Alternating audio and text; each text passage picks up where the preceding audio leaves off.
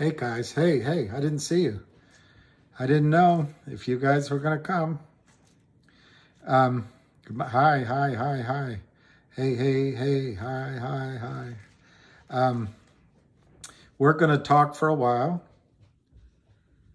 And then, Thank you, Dance. I guess saying I'm genuine is a way of saying I'm not I'm not very good.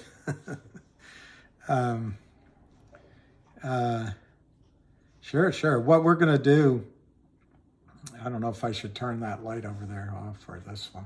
But anyway, what we're going to do, talk a while now, and I'll try to just listen to you guys. And then apparently at 7:30, I got to get the order right. I think at 7:30, we might have John Berta on Ham's call, and 8 o'clock, Jeremy Frommer. It was awesome waiting for the moon. It was awesome. The football games, yeah. The food they make, it's not on the menu, but I had butter chicken, which I love. The naan was okay. It wasn't exceptional. The dessert was beautiful. But they make that dish that is like fried spinach almost. Oh man, it was to die for. It was good. Yeah, we will be able to sue for not being able to sell MMTLP Monday, but in my opinion, you're going to hear what John says, but in my opinion, the company won't let it come to that. They'll just, if FINRA doesn't open up Monday, I think the company might say, you know what, because they have the right to do it, we're going to extend this. You're going to need to decide whether you want to sell, because what I think is going to happen, and I listened to my video, I didn't really explain it that well, but it's all right. Right now, we feel like Wall Street's all against us, but there's a lot of brokerage firms that probably only have minor positions comparatively. They just want to get out of this and move on the way. So I agree with someone, and I don't know if it was, gosh, I can't remember his name, but John Berta called him out, who said that the brokers might start their bidding on Monday at like 290. Well, that's if they've all colluded together. That's what they could do. And then they could run it up a little bit, $5, $6, and then drop the bids. And they're trying to get you all to sell like, phew, I'm out of here. So you will need to decide whether you think that's a high enough price, but also whether you want to just go into the private company, which could be worth a lot more. Obviously, there's risks in oil and gas. But what I didn't say, which I really believe, you only need 2 bidders to create a market. So if there's one broker that comes in or the group are colluding, maybe you get those low prices. But what if you have a rogue brokerage house or 2 or 3 that say, we just want out of this, and you start the buy-ins. But yeah, you can sue. Let me go backwards and see what you guys said. Yes, raising the vibration with Yang, we can sue, and Roskia was great. I don't think you're trapped in the fraud. Well, the whole markets are trapped in the fraud. It's just out there to see, but they Northwest Sasquatch, come to DC. I think GTI. I think you're going to be surprised with fundamentals in GTII. Vinviv, I agree. I don't think FINRA's going to do anything to help. However, No one's going to do anything to help us. It's what they do in their own interests, which are aligned with our interests, that's going to help us. And I'm telling you, if FINRA closes the markets on Monday and then crams this through, fitting a square into a round hole, the U.S. equity markets are gone. And so on the one side, they don't want that. They don't want to destroy the U.S. equity markets. But on the other side, they want to control the damage of how much this is going to cost. I think a prime brokerage firm could go down with this thing. So that's probably what they tried to do over the weekend, was collude without using cell phones or landlines and come up with that, hey, we're all going to go in low. And the reason the shorts drove the stock down to $3 is to scare you. And then maybe FINRA halted it to scare you, so that on Monday, we're just all relief. We just want to get out. That's one goal. The other goal is they didn't want you buying more and doing a AMC or a GME or an HKD. I think that could still happen, though.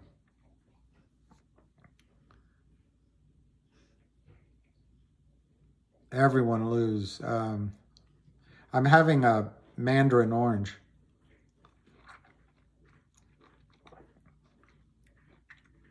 Mark, 456 million shares. So if you take out, just because the arithmetic is better, take out 156 instead of 165. That's 300 million shares that need to be bought in. They can't go into the private company. They just cannot. And going back to Yang vibration, you've got, and maybe he'll answer that question later, but you've got the three biggest shareholders who I think, if memory serves, have 30 or 40% of the outstanding shares. They're not going to sell, and they will sue. Happy weekend. I know.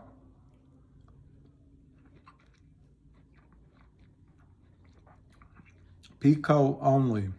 Shorts close first, then us.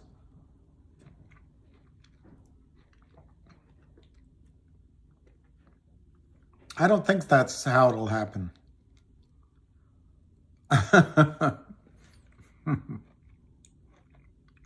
Vinny V.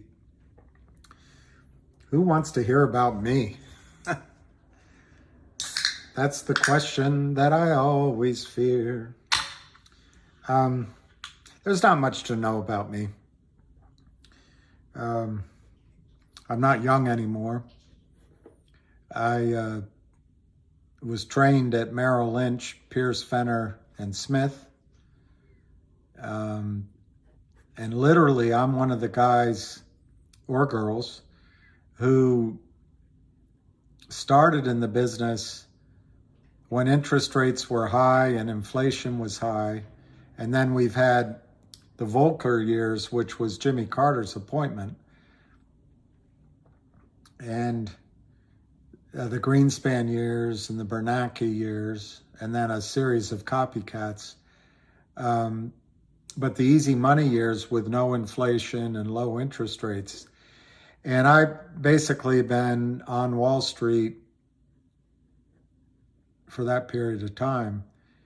What's unique about me is I'm old enough to remember how difficult it was when money wasn't easy and liquidity wasn't there and it wasn't all technology stocks. But I at some point, I moved to London, and my friend from Morgan Stanley and the firm is now Morgan Stanley, but we started a small investment bank in London. It was basically three guys and a phone, but we raised a lot of money out of the Middle East for U.S. companies. My focus was oil and gas, but we did every industry. And I guess because I had the winners and losers and the school of hard knocks over the last, that's basically 20 some years of doing this. I've learned a lot. But, you know, I was looking at some of the resumes of the people at FINRA. Those are darn good looking resumes. You know, their resumes would probably destroy mine. But that's just probably the way I look at mine, because I have a lot. I don't know what else to tell you. I'm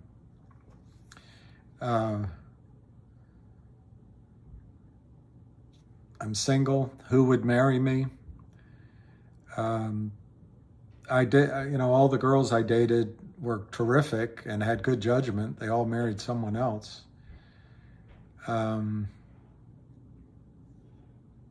And I guess that's my biggest regret in life, is I don't have children. But otherwise, it's been a good life, and I don't know what else to tell you, Vinny V.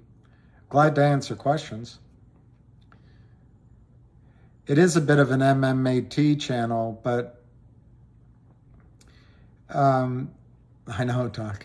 Joseph Ferguson, I don't think, I mean, it's a matter of opinion, and I don't have, I'm not going to do it here, but maybe I'll do a short video about it. I don't have access to any insider information on the Oro Grande field. What I do have is the memory, my memory, of what it was like a few years back.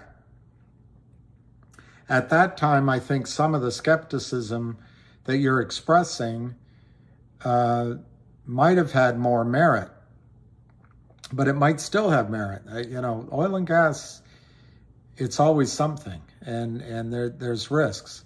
However, what I understand from listening, particularly to bird lady roller pigeons, the progress at Oro Grande is tremendous. And let me show you something, if I can find it. If I can find it. This is from John Berta just a little while ago. Got a private message from a shareholder expressing our position as MMTLP NB shareholders. We all together hold this is from the former chairman and CEO of Torchlight, John Berta. So if anyone's going to know, he's going to know. We all hold together 3.2 billion barrels of oil that the world desperately needs, and 500 million shares of NBH authorized that the shorts desperately need. Think about that. That's very interesting. I just read that, 500 million shares. That means there's room, probably, to even up if some of us don't have our allocation at AST. Maybe this is our way in. But let me just show you something else he said. John Berta said, I already forgot your name, I'm sorry. This is John Berta tweet here. After watching Tony Twitt's video, and this kind of was what I was just saying, don't be surprised if you start getting calls from your broker on Monday saying, we'd like to buy your shares. And obviously it'll be a private transaction, but it'll go through your account. There'll be a print. It'll just take a longer time to settle. John thinks they'll start at 290. I agree with that in the sense that, of course, they drove the price downward in order to make that the opening gambit. And then they'll move up until they find enough buyers. This last sentence is why I put this up, because this is what I was trying to say in my last two videos. Broker-dealers who have small problems, they're going to want to cover. They don't want to go into this nightmare. But it's interesting, this 290 price is why it's all in your heads now, 290. It could go to zero. Am I going to lose everything? And I don't want to minimize that. But that's just exactly where the shorts want you when they call and say, well, through their broker, we'd offer you, $3 a share right now. Many of you might say, sure, we'll do it. Before I go further, let me show you what else John Berta put up.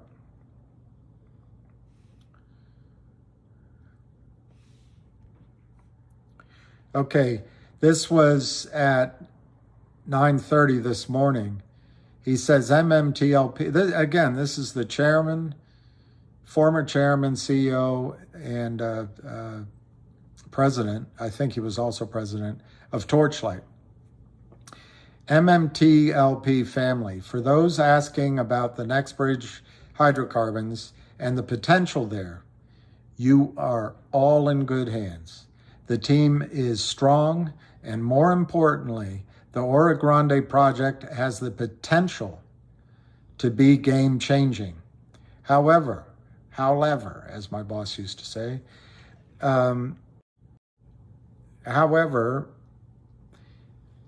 number two, this frackery is personal to me.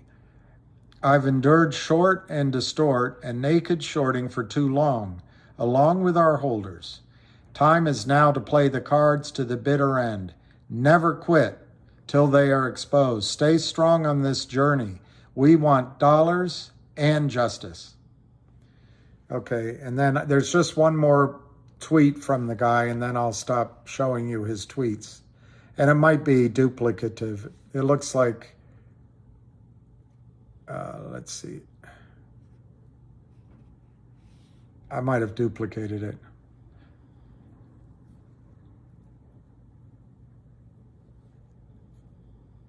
Well, anyway, I don't think this helps the conversation right now. So, no, I don't think we're screwed, and I really don't think, I don't change my opinion that the market, that the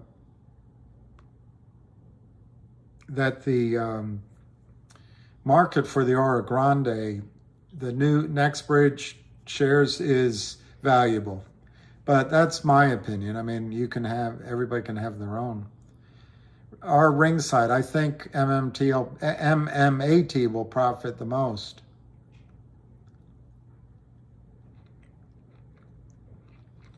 Okay, raising the vibration. If I get my money from MMTLP, I'm buying shares of GTII, CRTD, and COSM Finger.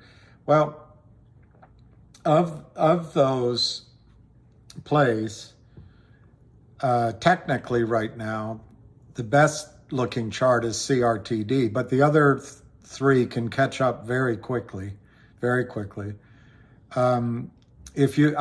put up a video with me listening to Jeremy Frommer. It's well worth watching, not for me, but for re-listening to that speech. The main thing about CRTD, you've got him fighting. Hey, Alicia, you've got Jeremy fighting for you, but he's also going to distribute those shares, and he made that company, the OC collection. He made it very clear in the video. I listened to the video now 4 times, and I hear something new every time. But he's going to distribute it in such a way that the brokers can't just pay cash to true you up. It's going to cause some sort of battle royale. And there could be good news coming on CRTD on other fronts. In terms of GTII, I think fundamental news is coming very soon in terms of 1-800 law firm, possibly an uplisting. We'll hear from Ham later, but an uplisting to Upstream, and possibly some sort of digital dividend on Upstream. That would be great. But remember, the big thing out there that could come anytime, if it ever comes, who knows, is the Trento mine. So I think GTII has whales. They have the same investors as CRTD, and I'm sure Jeremy's going to be fighting on behalf of GTII too. And then Finger, you've got this group, Lynn Partners, the Lynn Partners, who I think are going to go down. But what's really confusing about Finger is they've been able to keep the price down, I guess using the puts and calls, I don't know. And it's the warning that it's a NASDAQ stock.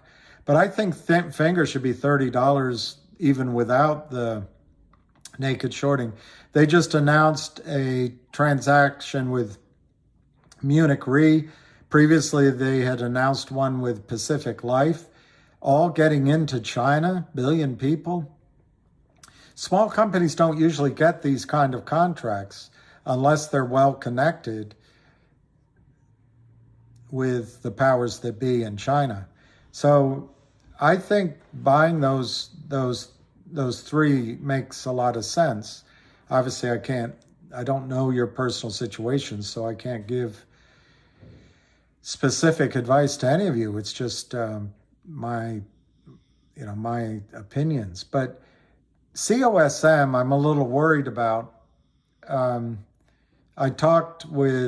spoke with Avid Trader earlier today, which was really nice, and he indicated that could claw back somewhat, but if it drops or if it reverses downward, that it might not be pretty. So I'm kind of on the fence with COSM.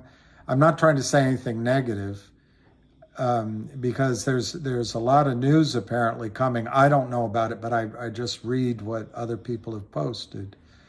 So, charts can change instantaneously with news. But I'm a little, and GTII's chart doesn't look that great to me either right now. But I think GTII, there's a lot of short attacks in there, like those things that attacked the submarine in the Matrix, and then they'll all drop away. I think they'll drop away. And when that happens, I think you're going to see a spike upward in GTII, and it could be out of nowhere and sudden.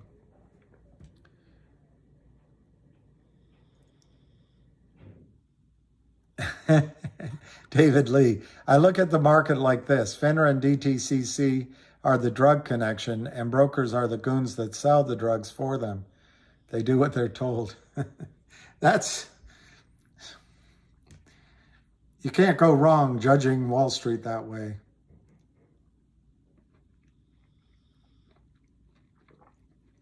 No, it's not legal.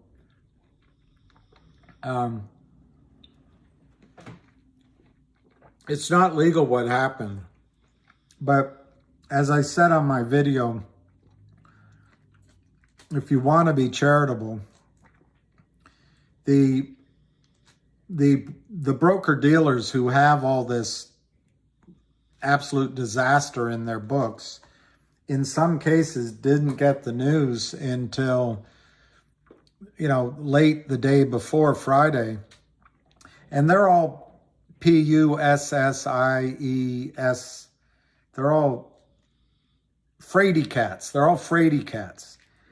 And they're not going to take action unless they're protected by some sort of document, such as a notice from FINRA.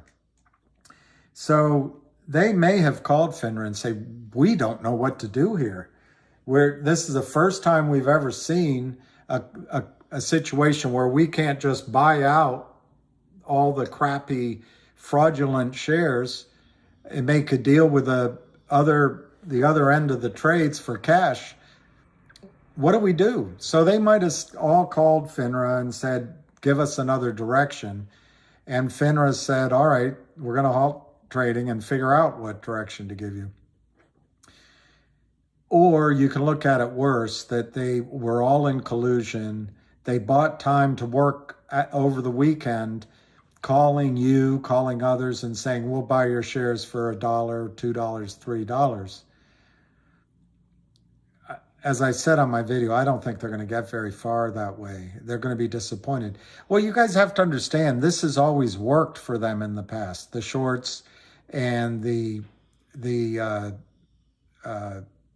broker-dealers who have the fake shares, it's always worked in the past that they could just solve the problem with some money.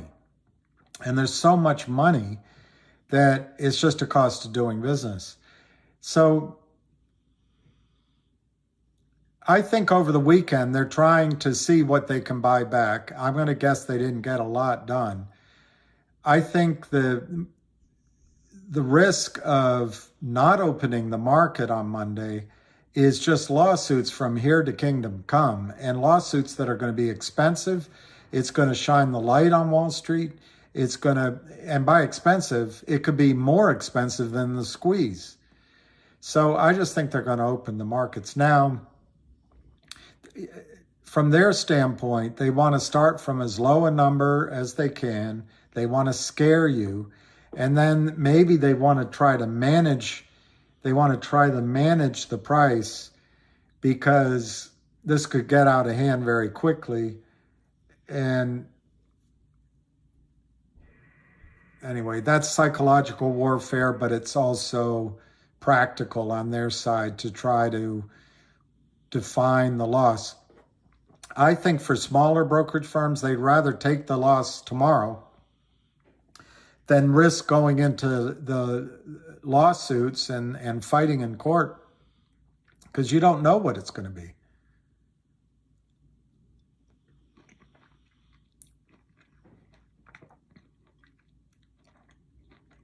Well, that's a good point, Multifacial.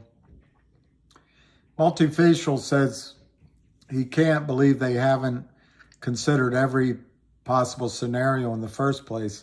And that's kind of what David Lee and that guy, hedge fund killer, and there was one other person, were warning about.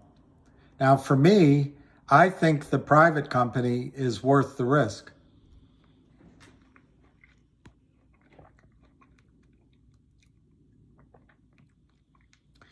Thank you. I can't think they can get out of this situation. There you go, 1,500. And that's the point. That's the point. The other guy, I should have put him up. I think his name is JT Paul, or Paul JT or something, Gradius. He said, just raise your prices because they have to come to us. And this might be the first and only short squeeze, because it might rock if it happens. I'm not being rose-colored glasses. I recognize that it might not happen. But if a squeeze happens tomorrow, it could shake the foundations of one or two prime brokers. Well, there you go, Shah Razik. What I just read to you is a very interesting thing that I just saw first time. Apparently, they've authorized 500 million shares of Nextbridge Holdings. And the fact that John Berta mentioned that it causes me some concern on the short squeeze story side, but it leads me to think that maybe they have they being the company, and they're allied with you. The company is allied with you. Maybe they have some flexibility to expand the amount of shares that get into Nextbridge Hydrocarbon. But I don't know that, because it would dilute the 165 million shares that are there. So that's going to be an argument for the lawyers. But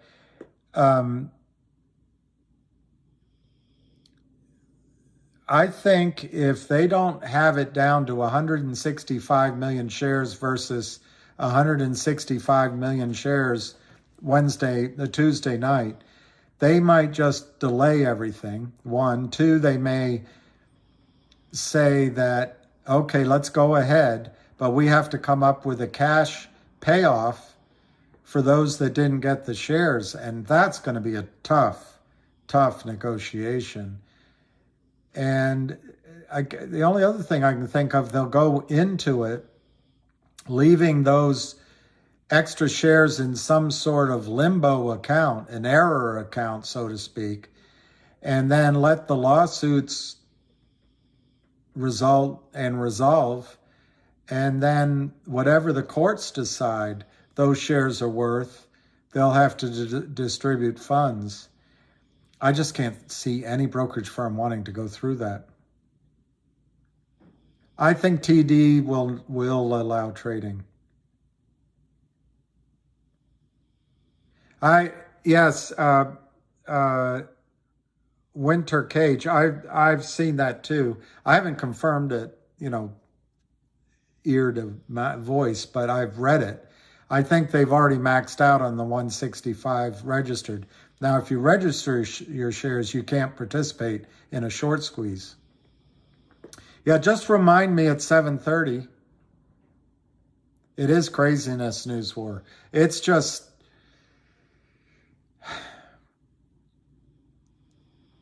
I had a girlfriend. Really, I did.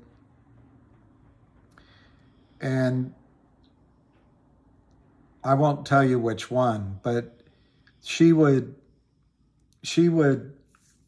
go off on these with her friends. She'd spend 1, 2, or 3 days doing drugs. And I used to get upset about it, and I would try to change it. And then at some point, it gets old, but at some point you realize when you're upset, it's not new information. She's been doing it for 2 years. Why are you upset this weekend?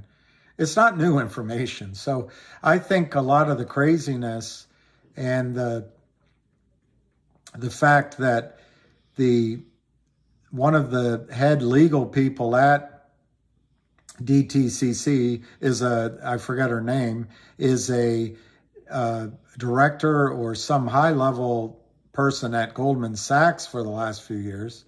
It's incredible. But we already knew that information.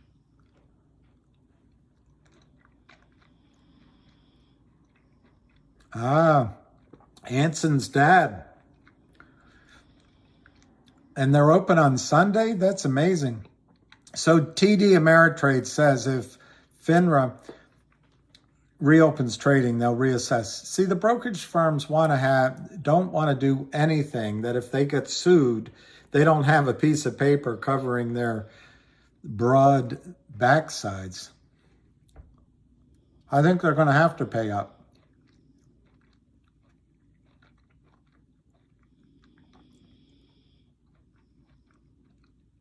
Oh, they said they're comfortable?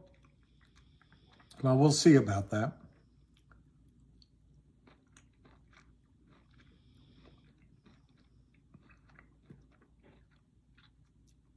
I don't know what you mean by that. You think, Shah, the 500 million shares are for the company who are helping NextBridge to drill oil. Maybe. I don't quite, I'm missing something there. It could set up all the, Dina Gupta, this MMTLP definitely could set up all the squeezes. Does that say GILF, not MILF? 720, all right. Let me put them on.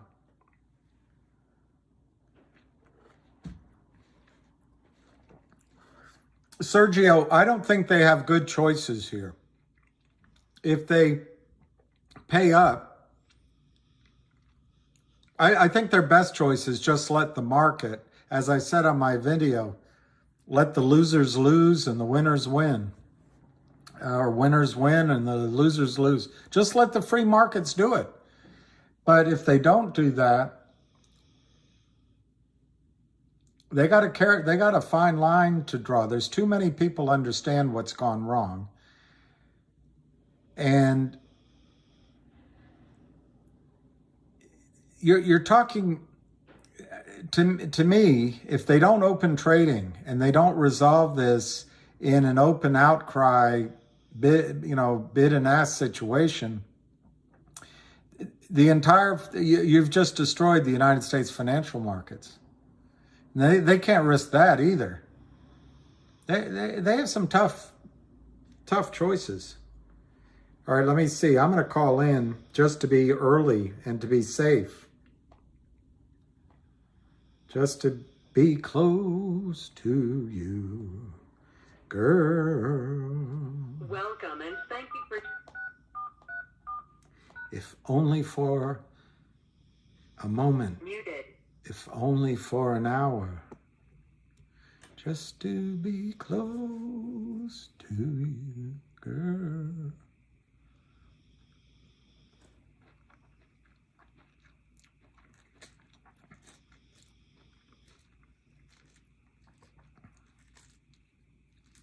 They have to find a way to not let us win. Well, that's right.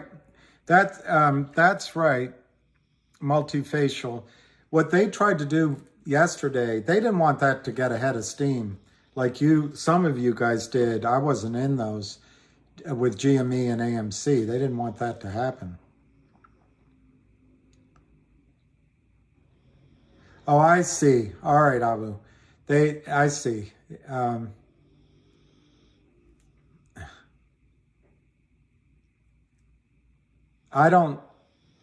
I'm willing to hear negatives as well. I don't think it helps anyone if there's these, these, whatever you want to call them, these boo birds. But I don't mind negativity because I don't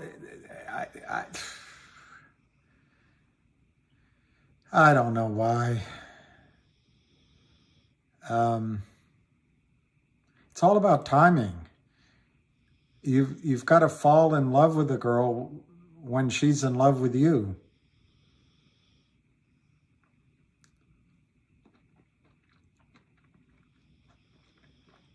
Well,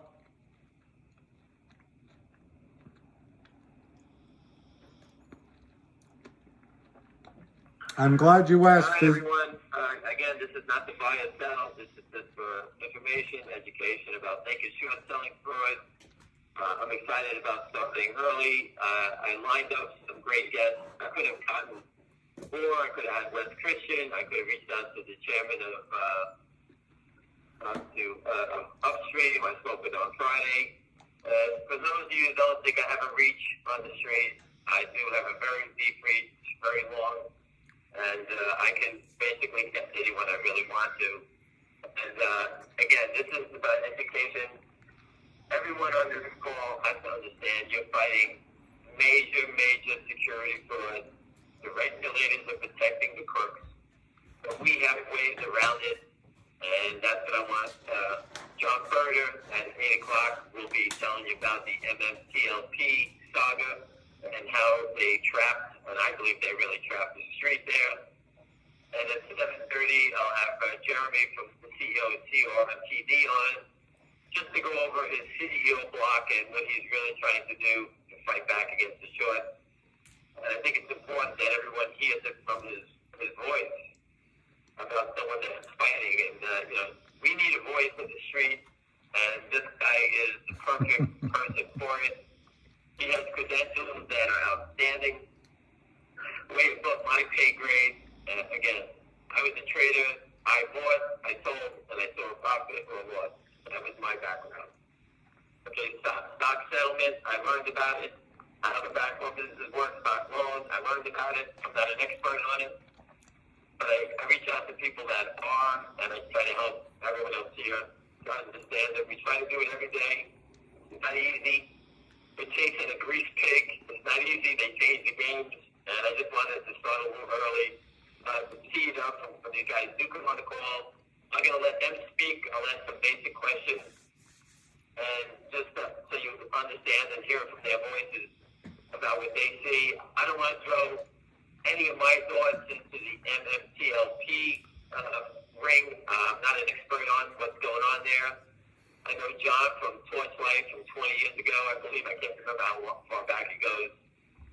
And, I lost track of what he was doing, and he popped up again into my life, and here we are again, still fighting the same battle. He had one major squeeze, and now he's into another. Okay? Jeremy is new to the game, to me, and, it was brought to our attention that he was fighting back, and here we are, he's fighting back. Anyway, let me just recap some of the stuff that I'm actually looking forward to, and I'll start with GTII, which I've been following for over 2 years. Not 2 weeks, 2 years, people. Not easy. I've been doing this 23 years fighting security fraud. I think I've been through 13 SEC commissioners. Okay, I can't remember how many there are. But the most famous is Chris Cox. And he posted his video in 2008 that the Rank Show was going to save the day. And he called it security fraud, manipulation, there's a whole nonsense. But they never enforced it. And it continues. The criminals have so many ways of moving positions around. The SEC, the turnover is so great. They have novice people there. And unless there's someone, a dead body at their door, I don't think they can find this problem. We've been enlightening them. I think we had the shareholders, from GTI, Finger, and, CRTD have helped contribute. And we actually put a truck in front of the SEC, the DTC, FINRA, Fox, CNBC, Lynn Partners, the Kramer's office in Long Island. Tuesday, this truck has been everywhere. We almost put it inside the buildings. And if the SEC can turn a blind eye to this, which I don't believe they are, okay? It doesn't happen. Security fraud takes time to build a case. I told everyone on the call that I met with the FBI, and, they told me it takes time. And they're not here to fine, send a penalty like the SEC does. They're here to arrest. How are they proceeding? They don't tell you. You just make your claims, and that's it. That's how it works. But we've done everything possible. We brought it to Charlie Payne, the Fox. Charlie's a friend. He can't just go on TV and say it, I guess. It's his business. But he knows it's here. Everybody knows what's going on. That's the sick part of the whole thing, is that everybody knows yet it continues. And, for example, like Lynn Partners and Madison Avenue, there's 6 people in their office, and they're stealing from, thousands of people, destroying companies, so that these 6 people could have a wonderful career. Just think of that. The Kramers, I don't know how many companies they destroyed, and yet they go out and hire Gibson Dunn to try to silence investors and the company and their lawyers, and their track record and their history is all about naked short selling. Criminal allegations from here go back to 2010. Okay?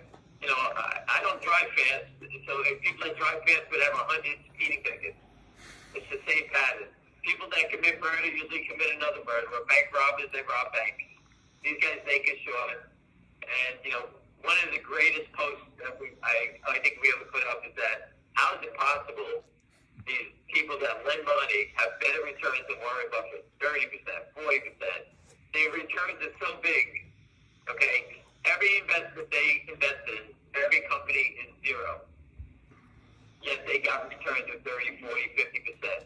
The returns are so big, New York State is going after these guys for usury fraud. They consider the money they're making from these toxic loans as an interest. And that's going to kill these guys because they're making returns of 80, 90%, destroying public companies. And I just, I put up about BRAG, Boy, Robin, Apple, Gary. They have a $10 million loan with the Lynn Partners. How are they going to get their money back? The only way they do it is by shorting the stock and keep pushing it down until they convert the shares. And that's how they get their money back. I put up another stock that they did recently, SYTA. It went from $15 to 15 cents. Remember, if you do 1 million shares at $10, they get 1 million shares. $1 million at $10. That's what they get, 1 million shares. Drive it to pennies, think how many shares they sell between here and $10, and they drive the companies down, and they convert it pennies. That's what they do, And the only reason they're allowed to do it because the stock settlement system doesn't work. If they just settle the trade, all this goes away, and companies can live and die on their fundamentals. But right now, they determine whether you live or die. Hedge funds like Live Partners, the Kramers, and this new one that I found out, I didn't know about these guys, Yorkville, and they actually have a debenture with WULF. I didn't know anything about it. William brought it to my attention, and they have a toxic note with these guys. All the damage on the street is always tied to some sort of toxic debenture. I don't know what this debenture, what happened with MMTLP. I'll let John tell us about it. Again, I can't fill in the blanks on that. I'll let him do that. But the stocks that I'm following are all tied to toxic debentures by these criminals. They short it, they use their network of market makers, they run it offshore, they have ways of moving it around, and that's the game. But it all comes down to unsettled trades. Okay, so I just wanted to go over those three things about, with the GTII and the naked short. GTII, for those who own the stock, have been following it, I said before, I believe the Kramers, they were on naked short sellers for anybody new to the game. And I do believe that they folded, and there's big boys on this stock now. Someone's on this stock. Someone posted a great video about the company having a digital token attached to it, and they're shorting versus that. I don't have the knowledge of that, but I put up the story about Goldman Sachs and the easy to borrow list, where Goldman puts out there's 100,000 shares to borrow, and 10 hedge funds borrow the same 100,000. So 100,000 that should be borrowed now all of a sudden it's a million.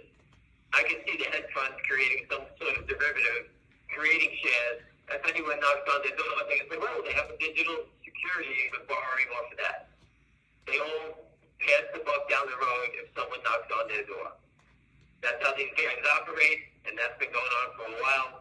And again, knowing this whole system is out of control, and I tell people all the time, you can trade the equity markets, but I would never invest in it because it's all fraudulent. They can't settle Apple Computer, IBM, none of those stocks. All these guys are shorting, they're not borrowing shares. Back in the day, we had an uptick rule, we had to borrow shares. Now it's so fast, the trading, they just say, go ahead, do whatever you want, don't worry about it. They worry about speed and lowering your cost. I just want to let everybody know one thing. Stop saying it's a synthetic or a naked short. Exactly. That's Wall Street giving it a fancy name. Yes. Okay, it's counterfeiting. That's all it Stick is. with that. Why do I say that? Because I've been doing this for 23 years. Naked short selling is a fancy name on Wall Street, and no one seems to understand it. New people don't understand it. Now they're throwing, and everyone's using the word synthetic. It's not synthetic. Okay, like it's acceptable. It's not. This whole thing is not acceptable. It's naked short selling. It's security fraud to the highest degree. They are counterfeiting stock. Okay? Someone posted today, Elon Musk said something about, again, hold on, let me just get it up. I don't want to quote him here. He's going, you can't sell houses you don't own. You can't sell cars you don't own. You can't sell stocks you don't own. This is BS. Shorting is a scam. And that is 100%. The people that are praising short are the short sellers. We need them for liquidity. Why? If I buy a stock and I get in early and it moves up, I want the next person who was getting in after I did my research to pay higher. Yeah. Why should I not be rewarded for getting in early and do my research? If you get in first in any stock, there's an 80% chance you're going to lose money, because these guys just keep flooding the market. When buyers come in, they flood the market. There's no rewards anymore. News doesn't mean anything. News, I'll give you FNGR just signed a deal with Munich Re, one of the biggest reinsurance companies in the world. Big companies do not lend their name to small companies. Big Emotion is a $4 stock. Unless this company is the real deal, Munich Re, Assurance, or Pacific Life Re wouldn't be doing deals with FNGR. FNGR, no matter what they say, these partners keep trying to short the stock because they want to try to convert it at a lower price. The company knows it. They hired West Christian. They're trapped, but yet they keep holding the stock down. In my opinion, the stock should be $30 already. But they keep trying to hold it down because they have a note with them. The company company is trying to pay him off. Anybody new to this, finger motion borrowed $4 million from Lynn Partners, raised the money when the stock ran up, wants to pay it back, and Lynn Partners won't take it back. Where and for what world have you ever seen that someone wants to pay back early, only interest and everything, and the lender won't take it back? That's the fraud world of Lynn Partners. Okay, they all do the same thing. They're criminals, they short the stock, and then they want to buy it back at pennies. That's the game. Anyway, I think that Jeremy should be calling in shortly. I wanted everybody to hear about his CEO block. Support Jeremy on Twitter. Don't support me. Support Jeremy. He's a fighter, and his credentials are outstanding. And hopefully he can call in the next minute or two. And I want you to follow him. You can find him on Twitter. I want to say it wrong. Hold on a second. I just want to make sure I got it right. It's at Jeremy, I'm kind of blind here, at JFROMM 1988, 1968, excuse me, at CRTD. You can find him on Twitter. And he's been nothing but, he did a speech at a disruptive conference. I'm going to ask him questions about that. And the only things I'm going to ask him about, since he's the CEO of a public company, I can only speak about or question him about things that are on the tape already. So I'm just going to go through his Twitter feed, ask him some questions, introduce him to everybody here, and just let him tell you the story about what he's got going on. And then about 5 to 8, John Berta will kick in, and we can go through that saga there, so everybody can get the right information. He understands it. He's the expert. You know, everybody's talking stuff on Twitter, but it gets so it's a big money game. Everybody's upset about it, and you need to have the right information, making your decision on how you're going to stay in the game, what's going to go, is it going to trade. I don't have those answers. I have ideas of my own, but I don't want to give them to you because just based on what I've seen before, I have no idea what FINRA or the SEC is going to do at the end of the day here. You know, just to go to the MMTLP. Okay, I think I have Jeremy calling in. Hold on a second.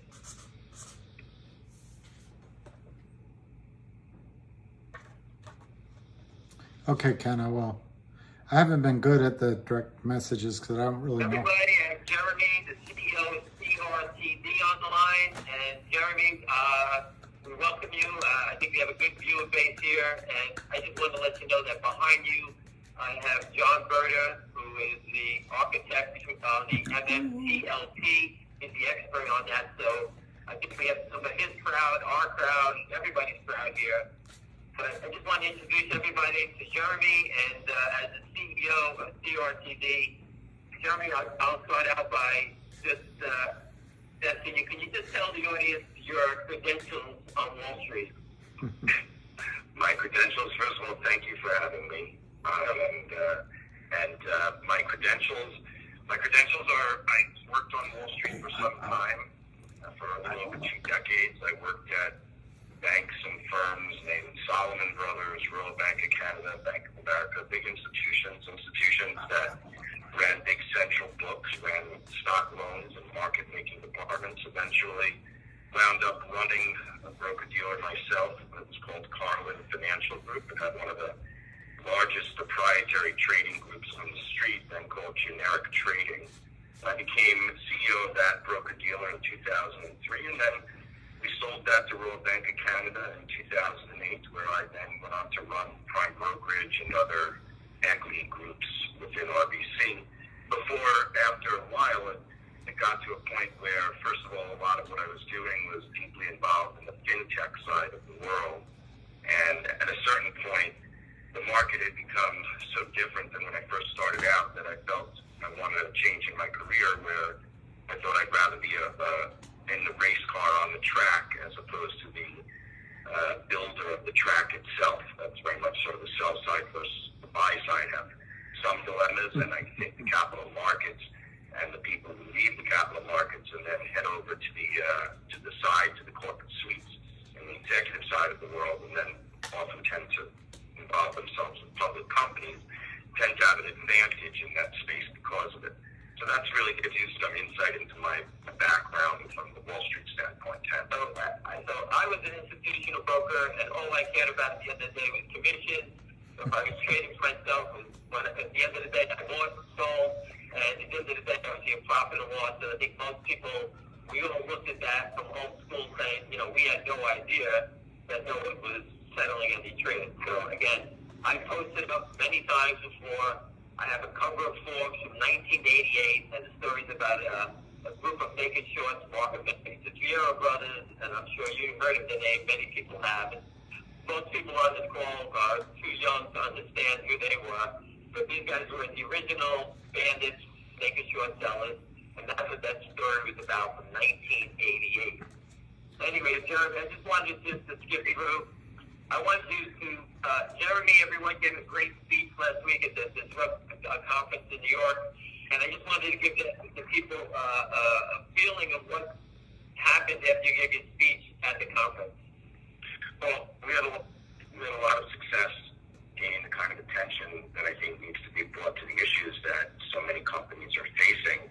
But I just wanted to touch base on what you were articulating about the past and the present, right? Like that period I talked about where I last was at my Wall Street position in the institutional world, that was really the dawn of the electronic trading and the platform era. And I think that while you can trace back the behavioral type as far back as the 80s, I'm sure you can trace it back even further than that. I mean, whenever there's an opportunity to exploit a system, someone will come and try to exploit it. And so that's part of the history of Wall Street, and then part of the history is also finding it and stomping it out so that you can keep the markets free and clear and clean and safe. And so I think that in that 2012 era, and in particular what I was saying at the Disrupt conference was that I've been out of that industry for some time. As I said, I wanted to drive the car, not build the track. I did not realize myself how grossly corrupt the track had gotten over the last decade, since what really happened was an inability with a lot of the great institutions. I certainly can tell you from having been there that Wall Street as an industry is always very behind on technology. Always very behind. Always. Wall Street was the last to allow internet onto the trading floor, into their businesses. It has to do, obviously, with a lot of security issues and a lot of regulatory issues, but Wall Street is always last to the party when it comes to getting the best of technology. And that's really what happened here. Somehow, technology continued to advance from a trading standpoint, and the back office systems did not. Couple that with the fact that the worst thing that happened during the financial crisis period was that companies like Bear Stearns, Lehman, say what you will about them, but they had exceptional technology at that point, meaning the up-and-comers on the street. Those were the ones who were coming up with something more sophisticated for their back offices. I mean, Bear Stearns had one of the greatest prime brokerage assets, and that was really what was coveted when they were finally broken apart. And so the back offices, the stock loan books, all these things really got acquired. You had a huge consolidation that occurred from about 2008 all the way up to about 2014, which shrunk the entire financial system and put a lot of power in the hands of a few people. And in the end,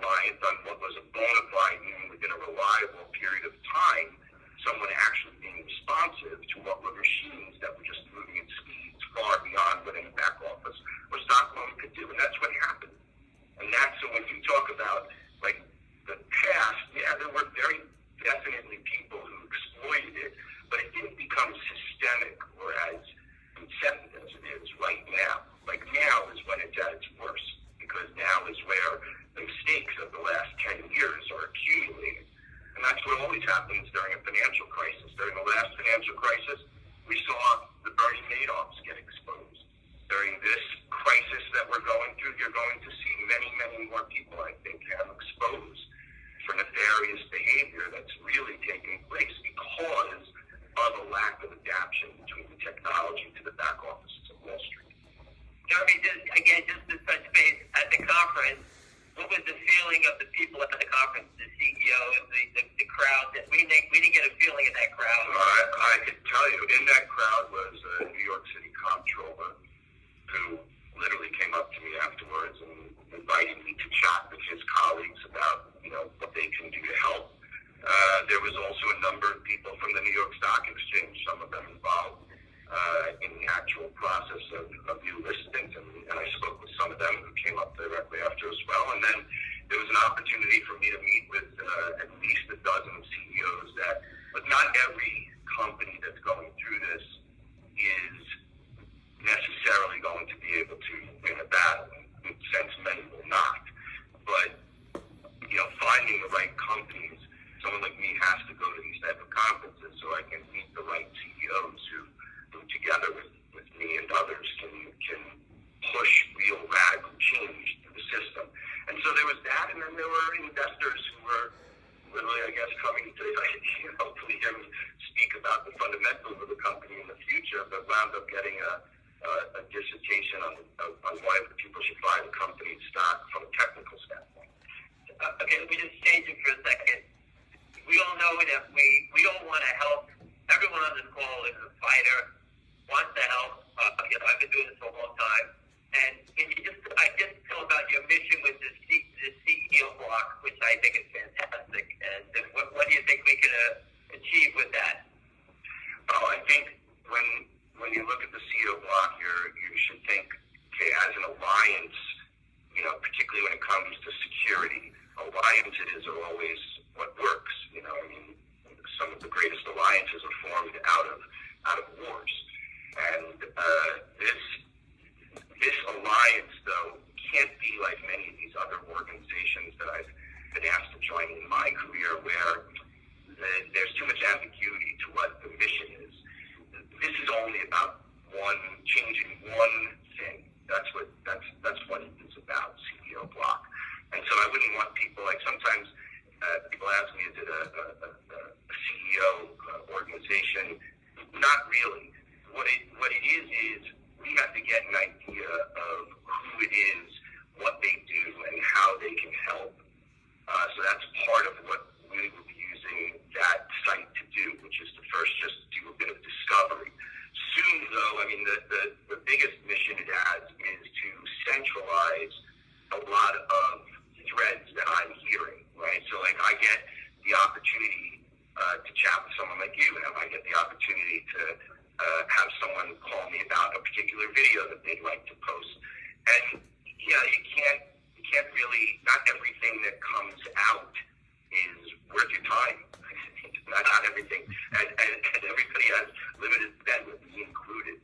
And so part of the original mission was some of the business analysts that worked for me started to put together what they thought were significant threads that wove through legal battles, threads that wove through names of market makers who serve on multiple boards that shouldn't be, all sorts of different things that one doesn't get to read in the news. It's what's in between the lines. So the purpose will be to disseminate information, gather the data on who the people are that are in real, that are in positions to help. Some of them I mentioned even just from that conference, because there are a lot of regulators and a lot of people in charge that want to see change here. This is not an all or none thing. It's divided amongst many lines. Not the things that go on in one place in a bank are not necessarily endorsed by everybody else in the bank. And so, understanding that and understanding who from that world will be responsive, if there is a particular politician, if there is a particular firm, those kind of things need to be processed for people in a reliable and dependable way. And that's probably the main goals. And then one of my things that I'd like to do is I'd like to identify about 100 CEOs if I can. And I have found in the past that it's old school for sure, but one of the ways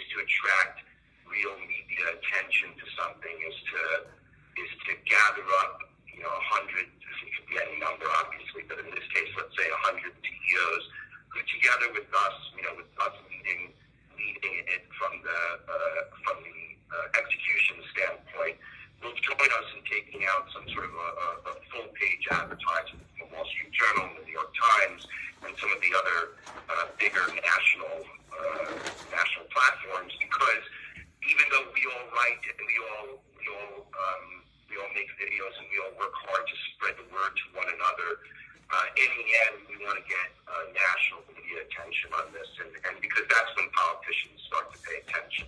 They start to pay attention, and some of them will join us because they truly believe in it, and some of them will join because they'll see it as an opportunity for them to have a platform to speak from themselves. And either one for us at this point, when you're battling, you'll take all the support you can. Certainly we will.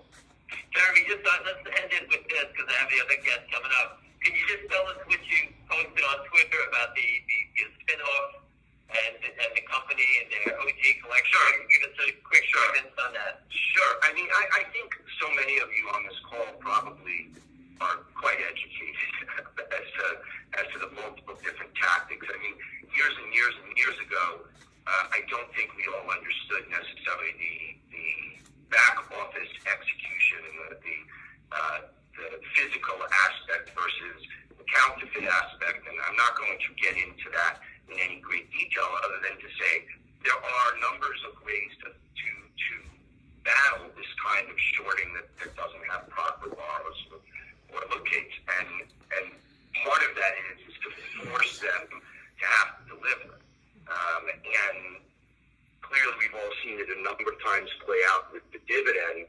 I'm trying to take a little bit of a different approach to it. First of all, I'm of the belief that we're living in an era now where it used to be the sum of the parts was greater than sort of the breaking them out individually. These days, spinning out as many of the companies as we have, creating these new securities, meaning if we do it with our OG collection, which is our media library that we acquired many, many years ago and has all sorts of intellectual property associated with it. If it works with that, our goal would be immediately to do it with our consumer products group, which we call creative ventures, meaning any spin out that creates the need for the shorts to deliver something that they don't have breaks them. Every time it will break them, but it isn't. It's a lot. There's a ton of people involved in these processes. The strength that you've seen in some of these stocks where they achieved that took 6 months, a year sometimes. We're optimistic that we can get some of the type of structures in place within 90 to 120 days.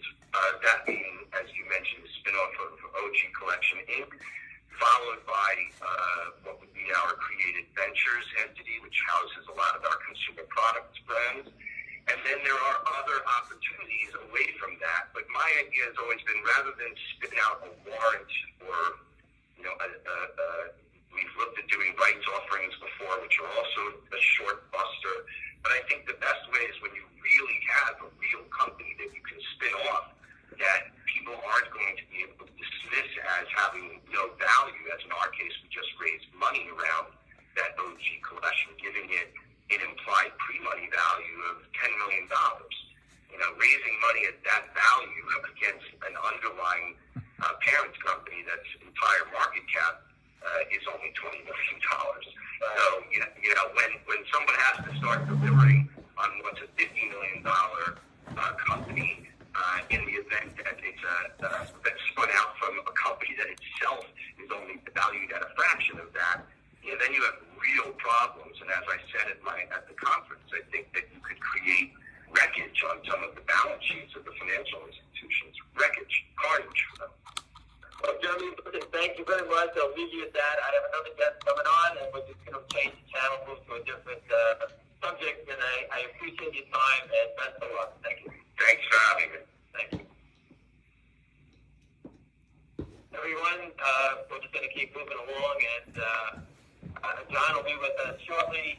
But I just wanted to... Oh, John's right here. Hold on a second.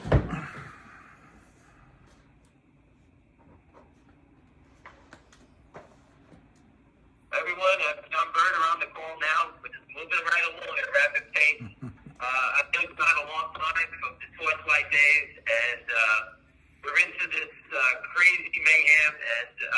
just to put an end to all the misinformation out there, I woke up this morning and I said I have to get John on the call because everyone's in the same boat. They own the stock, they held it, and I wanted John to tell the story instead of people guessing. And John can only tell you what he sees or hears. There's no guarantees in anything here.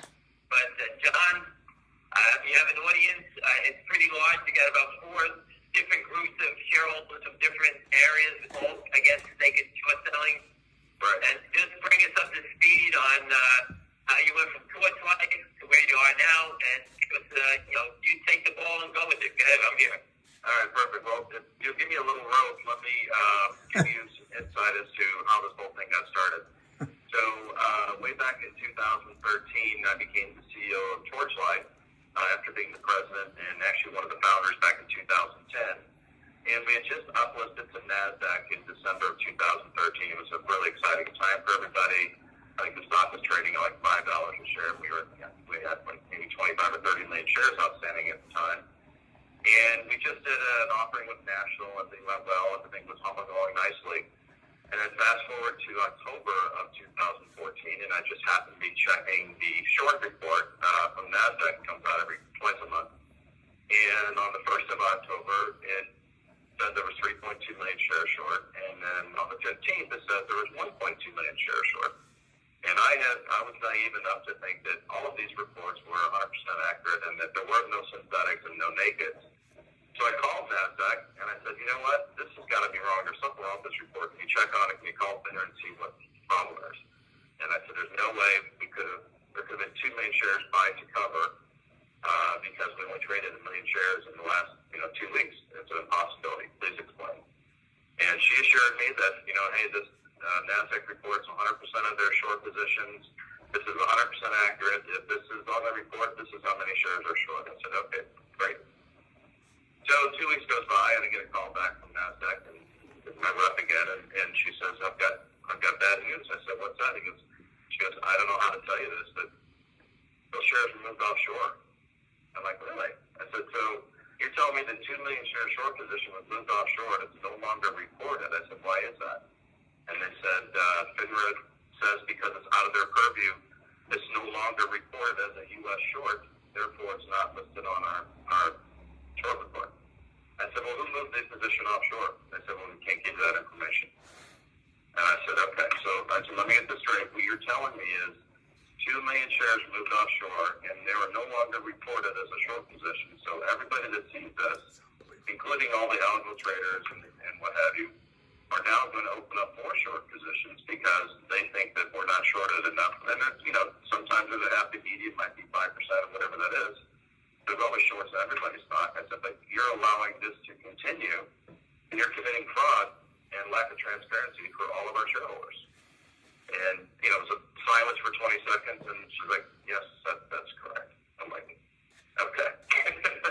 So that caused me to reevaluate how I thought about the market immediately. I've heard all these things over the years. I've followed Patrick Byrne. I'm a big fan of what he's done. And then I started to realize, okay, they're after me. They're after Torchlight. And then I started to realize over the years that the reason why they're coming after companies like ours is they know that we have to raise money, and particularly in biotech stocks or up-and-coming young companies that are making progress but need to continue to raise capital. It's a perfect situation for them to make it short because they know that one of two things are going to happen. Either they're going to go out of business, which they never have to go to short, or they're going to issue more shares at a lower price because you have to raise more capital. And so the naked short game, it just has been short and distort, and in naked shorts I've fought for 7 or 8 years. Okay? It was just ridiculous. So I have a disdain in my mind and my brain and my being for these people that destroy companies. You're a rookie, John. Yeah. Well, I knew it was there, but I hadn't experienced it firsthand. So it wasn't until 2014 that I got a real dose of reality. So fast forward to 2020. So we're moving along with Torchlight. We have this big Orgrande position.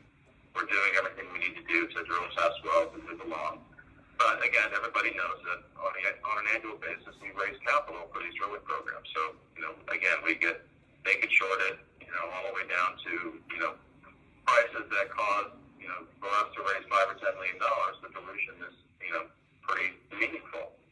And so what does that do? It puts real shares in the market for them to cover with. And so that's the game they play. But in this case, unfortunately, COVID hits. So at this point, we hadn't raised our capital yet.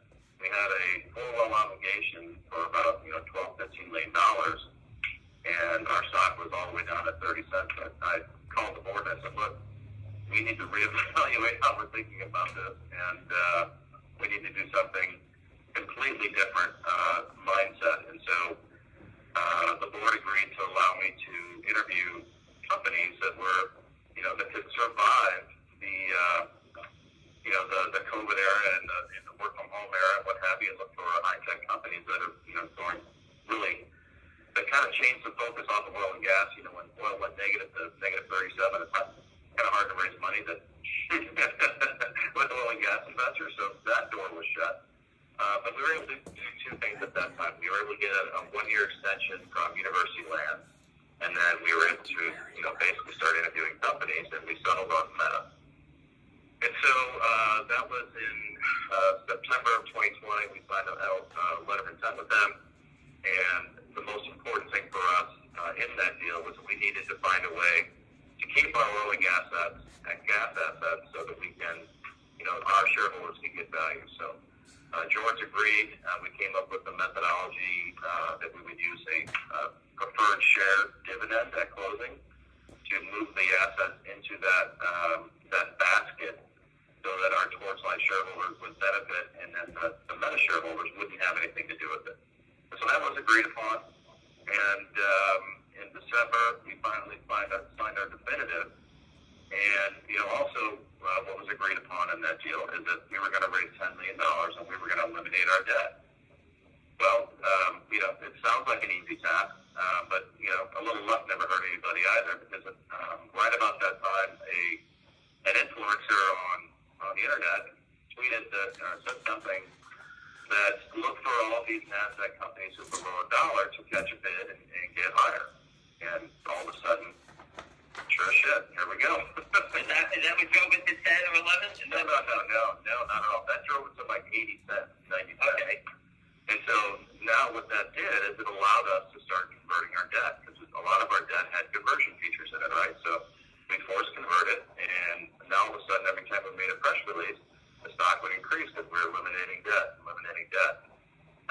A month and a half later, we eliminated $18 million of debt. And the Super Bowl weekend, we had a proxy with the SEC by this point, and we knew that in 3 days, if they didn't reply, or if they replied but we're going to review it, that we would be off limits to raise capital for any length of time. So we did an overnight deal on Super Bowl Sunday, or actually Super Bowl Monday, for $27 million with Roth, with no warrants. That's a huge thing. No warrants. And so straight common. And within a couple days, the stock was up over 2 towards 250. And everybody was really happy. And our shareholder base expanded from, at that time, around 4,000 to probably 10, 15,000 shareholders, approaching 20. But what was also interesting is the short position was going higher and higher and higher, right? And so as we got close, fast forward to June 1st, we got the proxy approved, we got the shareholder approval, and then options started trading, unbeknownst to us. So we knew, everybody internally knew at that point that this is going to get really interesting, because what do option traders do? They sell deep in the money calls, pair with puts, and create synthetics, right? They used to call it bullets back in the day. That's right. So anyway, right about now we're trading big volume. We had filed an S3 registration statement for $250 million, I believe, or 150 different times, and we're able to use our ATM because of the volume to raise about $140 million for Meta to start its journey on. And then so fast forward forward to the dividend date. About 3 or 4 days before the dividend date, the stock started declining a little bit. I think we hit a high of $12 pre-split. We did our dividend, and then obviously ex-dividend, the thing started trading lower. But during that process, the spin-out share was great. Actually, not spin-out share. The Series A prep was dividended out to all the Torchlight shareholders of record on that date. So there was 165 million shares outstanding on that date of Torchlight shareholders. Okay, that's an important number. Now, one thing also that we learned in hindsight that on June 21st, the OCC, the company that is in charge of options trading, put out a memo to its members that they were going to delay settlement in the Series A prep. Of course, this wasn't public information. This went out to members only. They were going to delay settlement in the Series A prep to see if they could trade the preferred. And so that was nefarious at best, but no one knew that except for unless you were a trader, an options trader, or fund or hedge fund. So that's inside information they had that the public did not, which would explain why the stock started coming down on June 21st, because they put that out and they realized that, hey, they didn't have to cover this preferred. They'll stay short and kick the can down the road, which is exactly what they did. Even though in the proxy it said we were not going to trade the preferred, it was not going to trade. Now, there were some mistakes. You call them mistakes or just rookie things that happened in that when we issued the preferred, it had a QSIP, it was DTC eligible and was transferable. And the reason why we did that is because it was easier to make the distribution to all the shareholders. Because at that time we had 60,000 shareholders. And when the deal closed, we had about 50 million shares short that were reported short. Okay, that's a key word there. Reported short. So, fast forward about 3 or 4 months, and October of 21, I'm in the car. I get a call from a buddy of mine. He says, "Hey, there's this ticker called MMTLP trading, and supposedly it's a Series A preferred. It's trading at $2-3." I'm like, "Oh, that's bullshit. That can't be right." So I called my broker, and because my Series A preferred is in my brokerage account, and he's like, "Yeah, you've got $6 million of value here. What do you want to do?"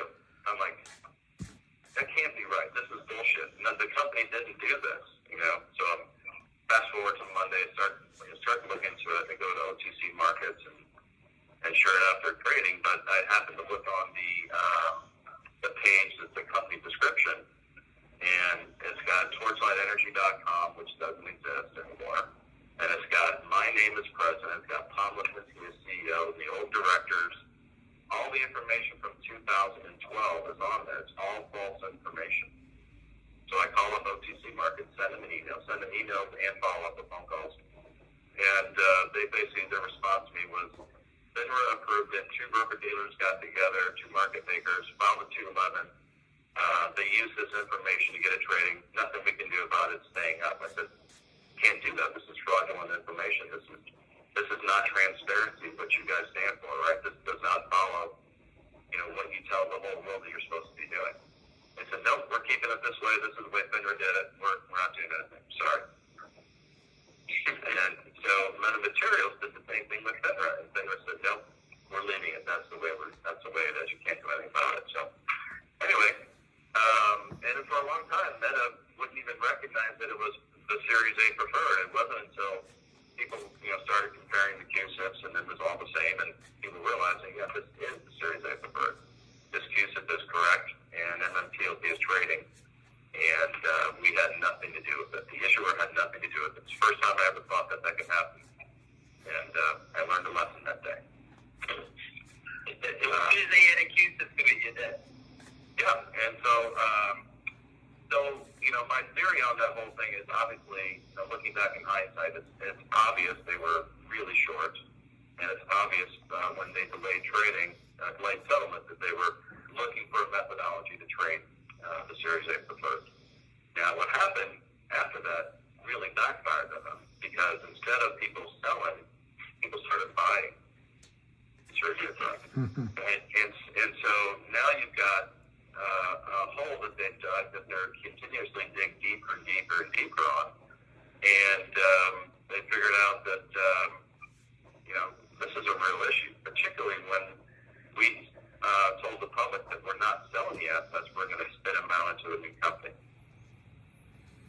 went through the SEC process back and forth with the SEC on the initial conversations, and the SEC came back with the attorneys from Meta and said, here's how you need to do it. You need to register all 165 million shares, and you need to be a private company. It needs to go out into a private company.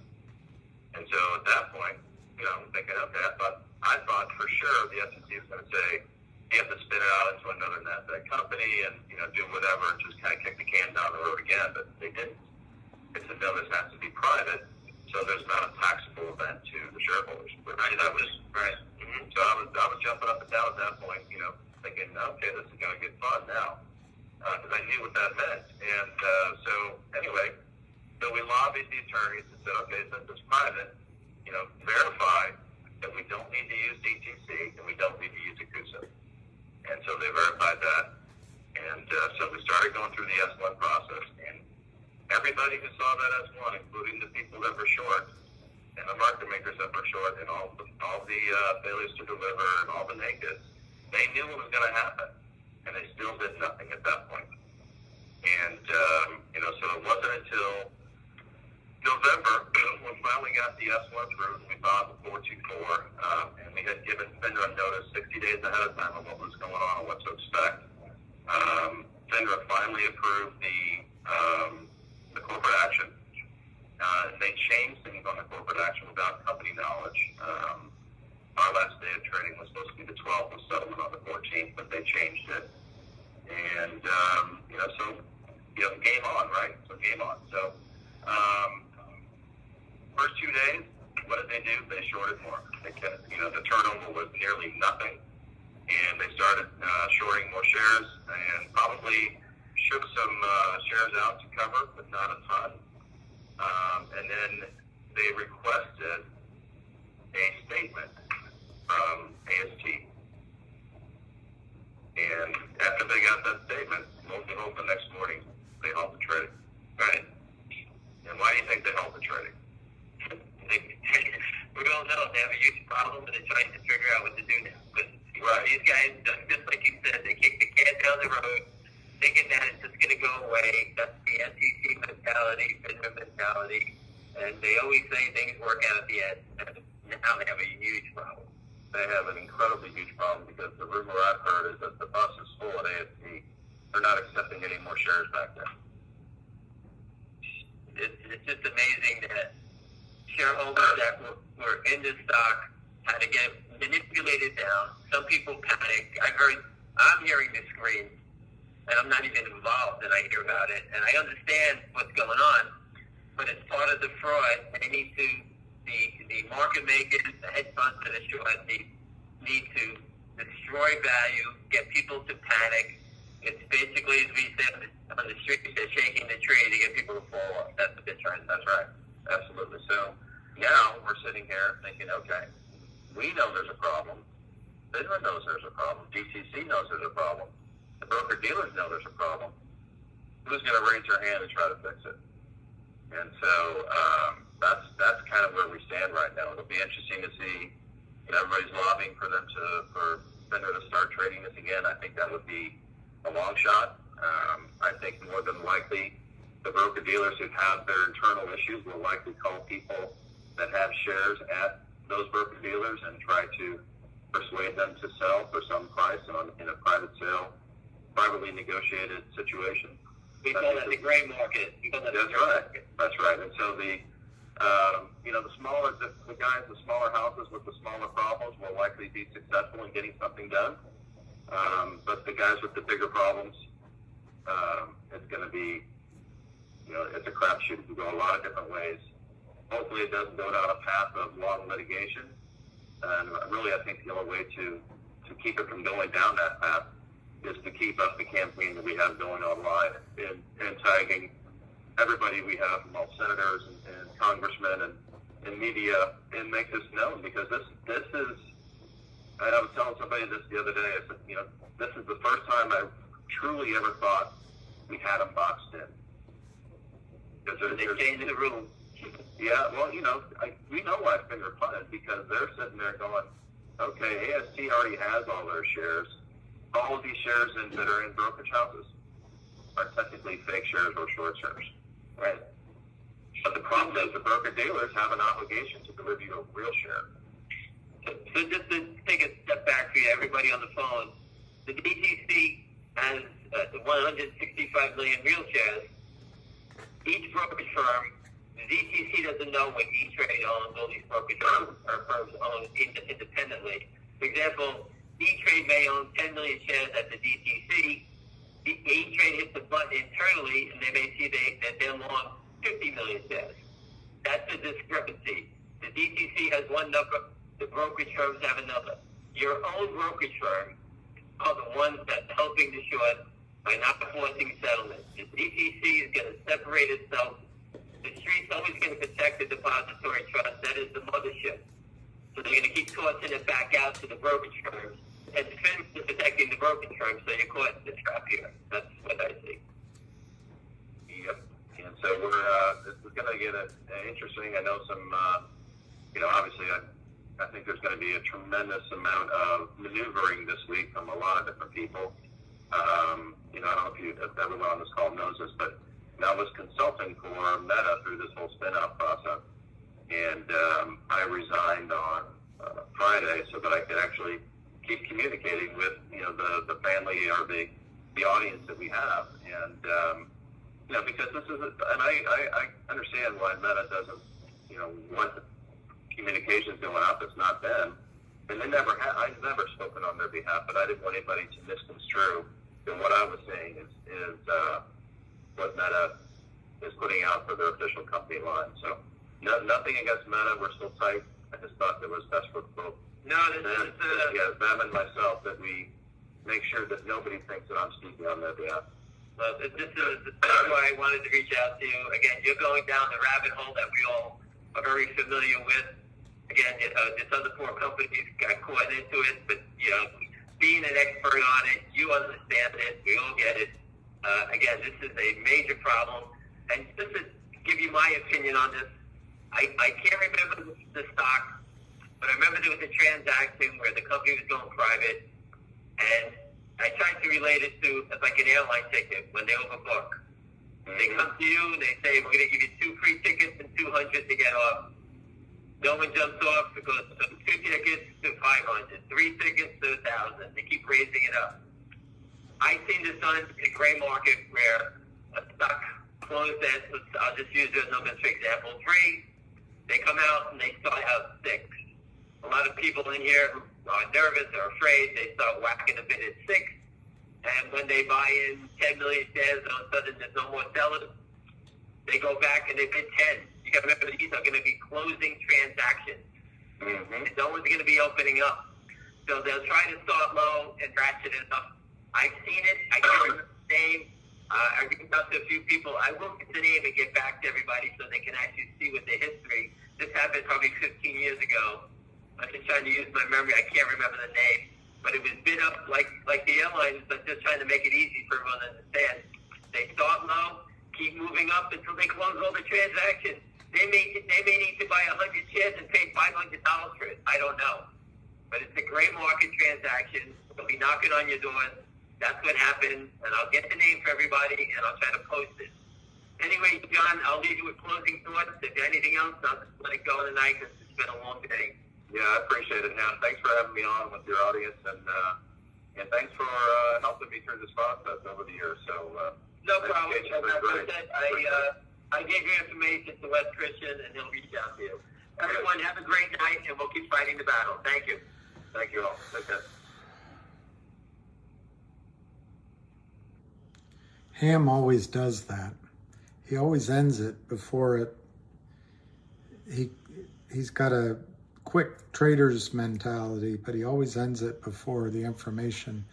I texted him asking him to ask John what the value of Ora Grande was and if AST is filled up, how do people make sure they get into the new co? I'll just try to reach out to John myself. I used to speak to him years ago, and he may remember me or may not, but I'll try to reach out and ask him that question. what stood out to me that John said is he gives it low odds that FINRA will open up. He did say that a few of the smaller brokers might be able to solve their problem in what Ham calls the gray market. And then I guess he said it's going to be an interesting week. Well, unless they change the dates, it really should just be an interesting day. But he said an interesting week. So I'll listen to what else you guys are saying.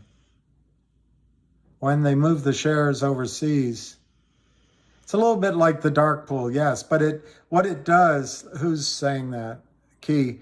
It also removes, it's like the Kramers. The Kramers are operate in the shadows, so FINRA doesn't supervise them.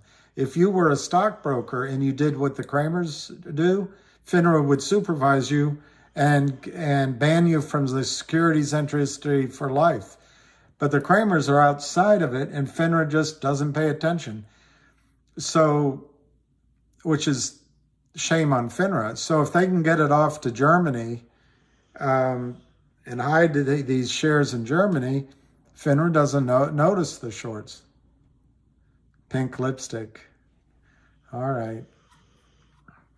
Anything for Alicia, because you make me so very happy.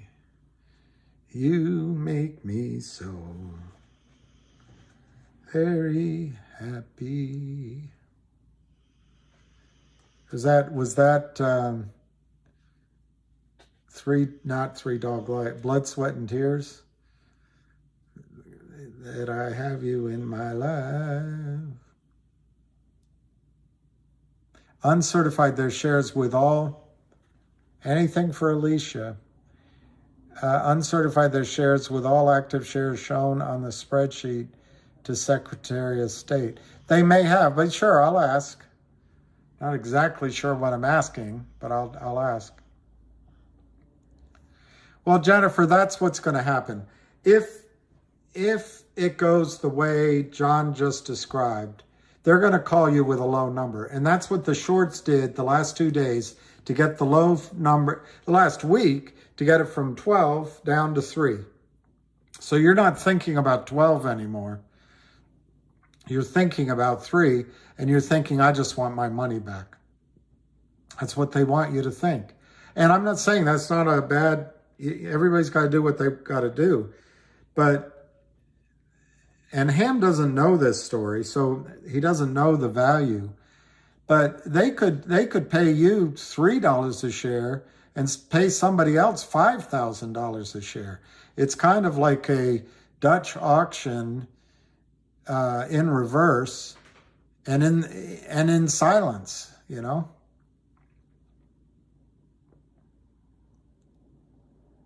If I would be in Peru, people would speak Spanish. This is the same.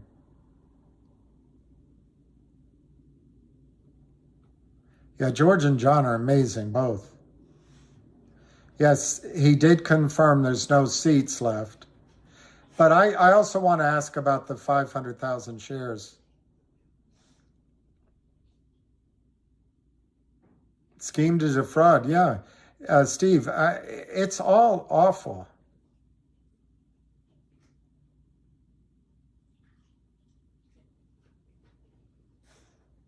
There is no higher authority except for, you know,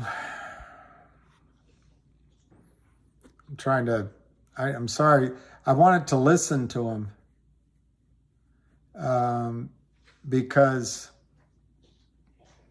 how many people are short 50 million shares? He said that was the real shares back when. Right now, my understanding is the short position might be as high as 280 million shares. And I get that number from Roller Pigeons. She had a really good calculation, And then she, paired that up with another gentleman's calculation. I forget that gentleman's name, but the numbers were very close.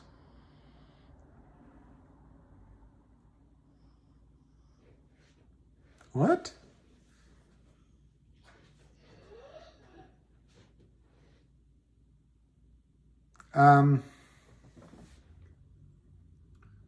Yeah, some of that stuff you're saying, I don't know. A dating game. Swell. Swell. Hola. You're probably wondering, the gentleman's name is Tony.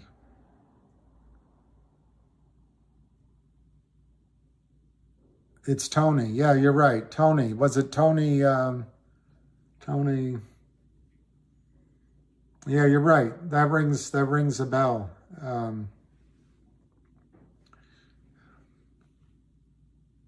Edward came up with 250. I am? That's nice. Winner, Cage, tell him thank you and love back. I particularly liked when he expressed himself driving. I've done that. It's just so frustrating, this whole frickin' thing. He got worked up, and I back him up 100%. Yeah, Kima, that's about, I don't want to misrepresent, but I have either that or somewhat more. I don't remember. I don't have my phone right. Well, here's my phone, but it's not signed in. But anyway, something like that. You're a toxic personality? Let's, I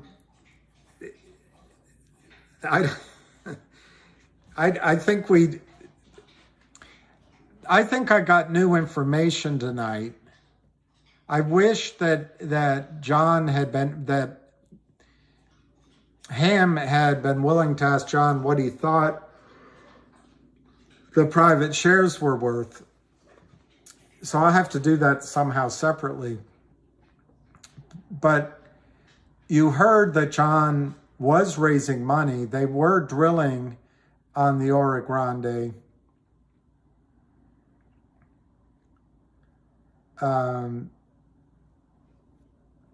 And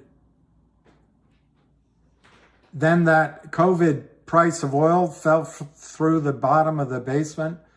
And that gave a lot of people an opportunity to buy a lot of cheap assets, but it made it difficult to raise money.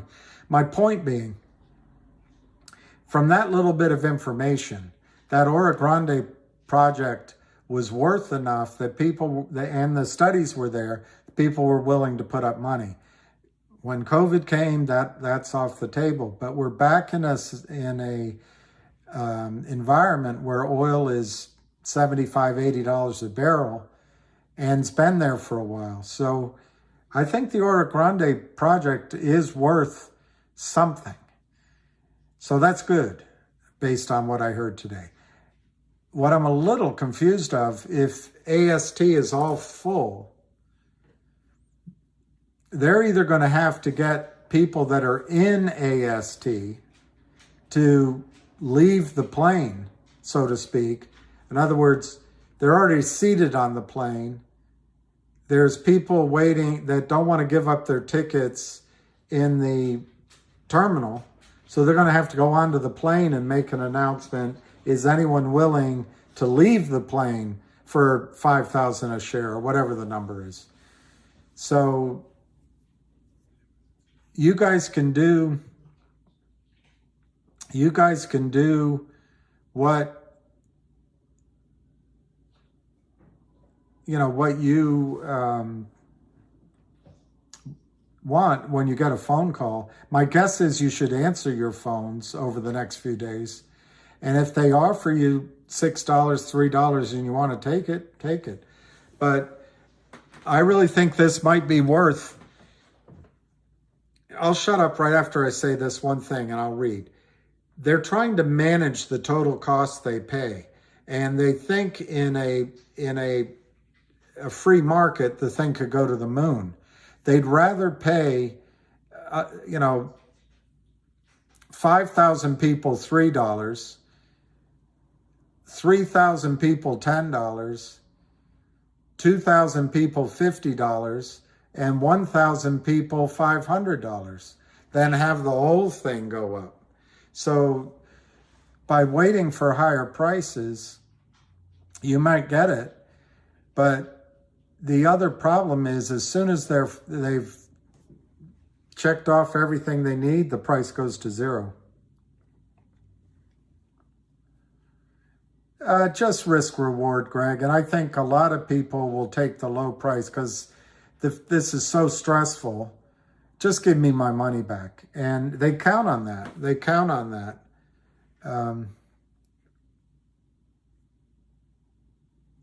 Well, Robert, I don't think so, because I think I think Ameritrade and Schwab can do whatever they want to do. But I think if they did that, they'd lose so many customers that they won't do that.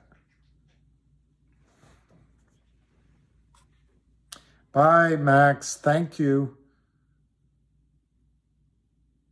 It's going to be a mental contest. Yeah, he was talking about the history. That's right.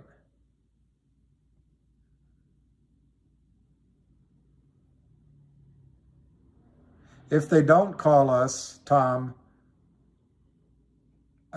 Exactly, Tom. I texted Ham to have him ask that question. But Ham has never been, he's a very quick thinker. He processes information very quickly and accurately. But he's never that interested in the fundamentals. He's much more interested in the dynamics of the short and all that. So, hey, OTC Pimpkin. But my guess is if they don't call us and they don't get through to everybody, they'll delay it because they have to close it all out. Now, do they have to close out the last 100,000 shares? Probably not. But they have to get it as close to zero as they can.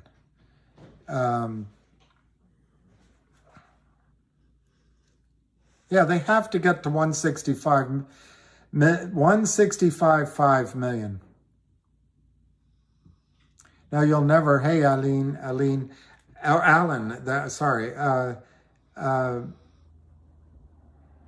are the institutes, there you go, Brad. There you go, Brad. I was going to bring that up. And I wrote down a couple more of your questions that I'll go through. I was going to bring that up. The shorts are sitting in a screwed position right now. They are scared witless. And you can spell that word differently. They are the first people that are going to lose everything. When the brokers buy in, and they're, even if it's in the gray market, they're going to buy in, the losses will be first charged to when a short seller, legal or not, sells in the open market, their account has the cash. It's a free, in some cases, it's a free credit balance. In other cases, it's in a margin account. But it's there. They cannot take it out unless the margin disappears. And if the price goes to de minimis, they can probably take some out. Or if they have other assets there. That's the first place that the broker-dealer will take the money, from the short seller. They're not friends with the short seller. They just love doing business with the short seller. But as soon as the short seller threatens the broker-dealer's profits and balance sheet, they will, just in a heartbeat, if you don't have the money in by 2 p.m., we're buying you in. And it'll happen. And then the charges, the losses, go first to the short seller. So the short sellers are not sleeping easily this weekend. Then it will go to the broker-dealer will try to put the cost to the party that failed to deliver. They probably won't get very far with that. And then it goes to the prime broker has to pay for where the shorts accounts are. And if that prime broker goes down, and that's my opinion, I think a prime broker is going to go down. It goes to the DTCC, which is an amalgam of all the board of directors or all the Wall Street firms. But the DTCC has $80 trillion, with a T, $80 trillion worth of assets the last time I looked it up on Google. So they can afford this. I think this could become a $200 billion. It could even become a $1 trillion problem. But the DTCC has $80 trillion, and they would ask their member firms probably, not member, I'm using the wrong word, but they probably ask everyone to chip in. So the system can survive MMTLP's squeeze. I'm not sure how many more they can survive.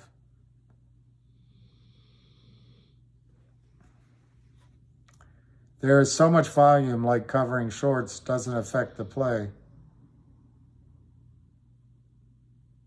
I put my gloves in my fat rolls. Not sure of some of these. I think you're going to get calls from your brokers, yes.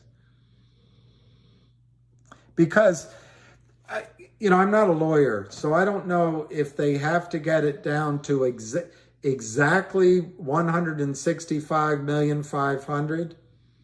There's things called error accounts.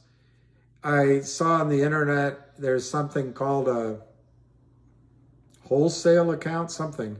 But there's places they can put these nightmares and deal with them later on.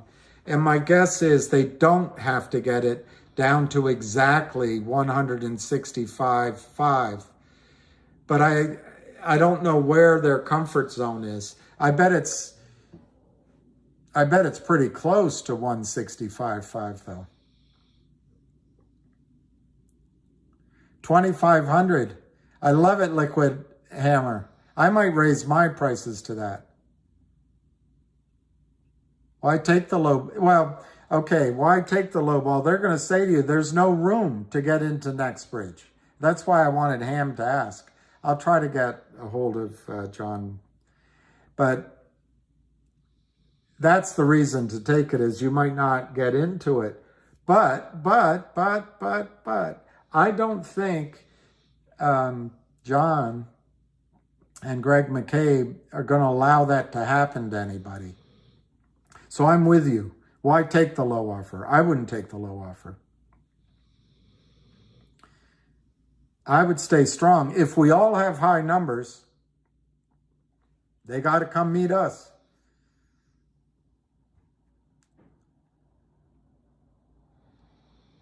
Well, I'm going to say that there is a chance you don't get NBH, and instead you would be put in a limbo position.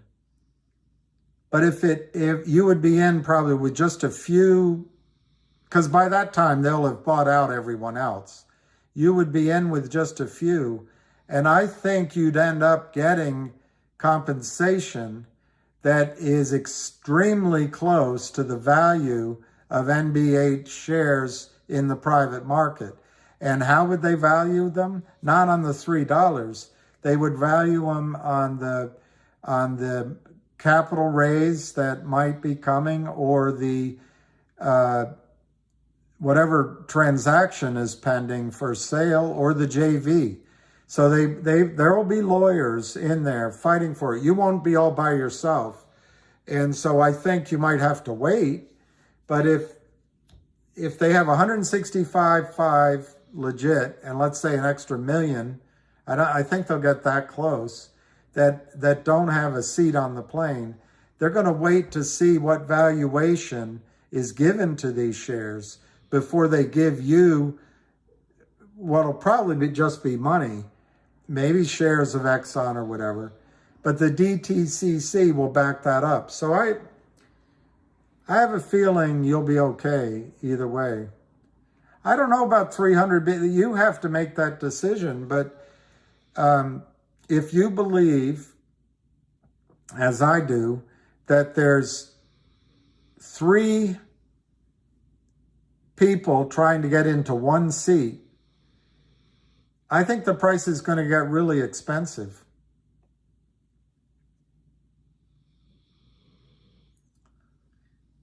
We could be lowballing the counterfeit shares, Dunk. Even at 280, that could be a lowball.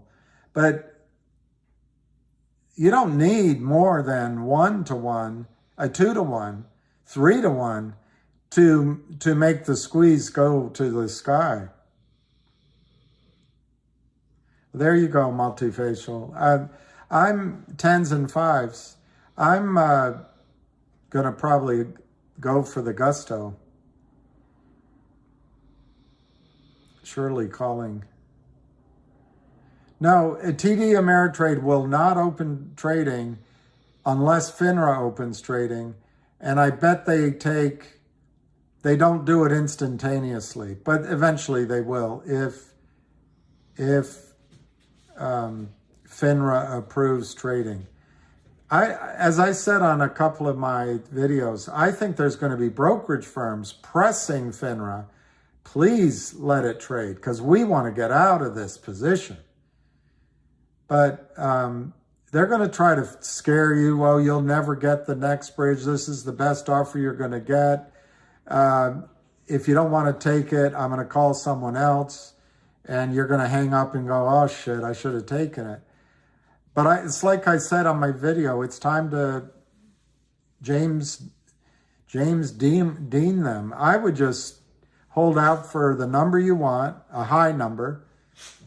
And if you don't get it, I think everybody's going to make sure you get into next bridge. And if somehow you don't, I think lawyers are going to fight to make sure you get a big payout. Of course, they'll take 40% of it. $12? I think Ham was right. I think tomorrow they'll try to open it, if it opens. They'll try to open it at 3 and then maybe run it up to 6 and then pull all their bids and have it go down so you're scared. Oh, I'll never get a high number. Next time they call me, I'm going to take it. It's a mind game. And they'll do that in the gray market too. Women might be better at this than men, and please don't get mad at me, but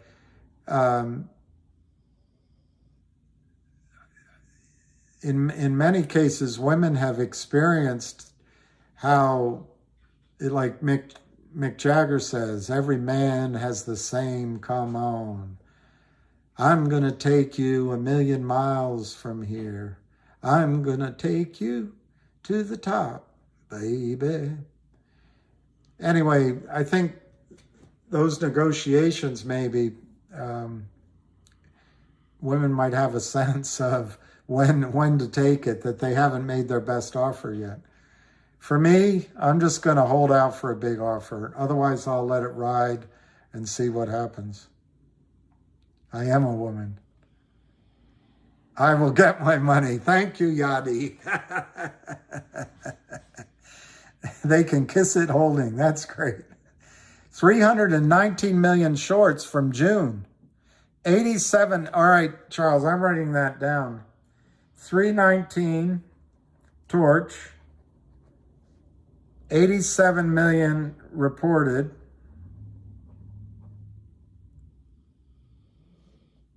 $15 million the last 30 days.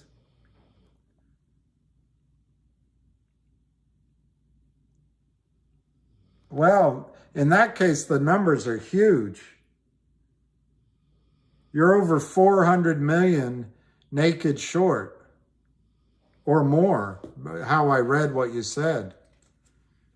So I would just hold out. They're trying to, what's the, it's not a cat, that's some sort of something. 600 is conservative. 1-to-1 from toward, that is half from, yeah. I look, let me tell you what I read on Twitter from, well, let me be careful. I'm not sure it was directly from John Berta. Anyway, the tweet referred to John Berta and Greg McCabe refusing to take anything less than either $500 or $600. So the big boys aren't going to sell until it gets above, and that's just start to sell. I think if we all stick together, this is going to cost billions to Wall Street, and why shouldn't it? They've been shorting everything on the planet to zero, taking billions and even trillions off the table without paying taxes in almost all cases. And now they're crying, calling to the FINRA, we don't have enough time, we're going to lose, and we don't want to go out of business. We do such an important job for society. Without us, think of all the jobs. Well, they destroy every company. They lose jobs. They are easily the most evil people on the planet, other than some of the nuclear power people in Fukushima.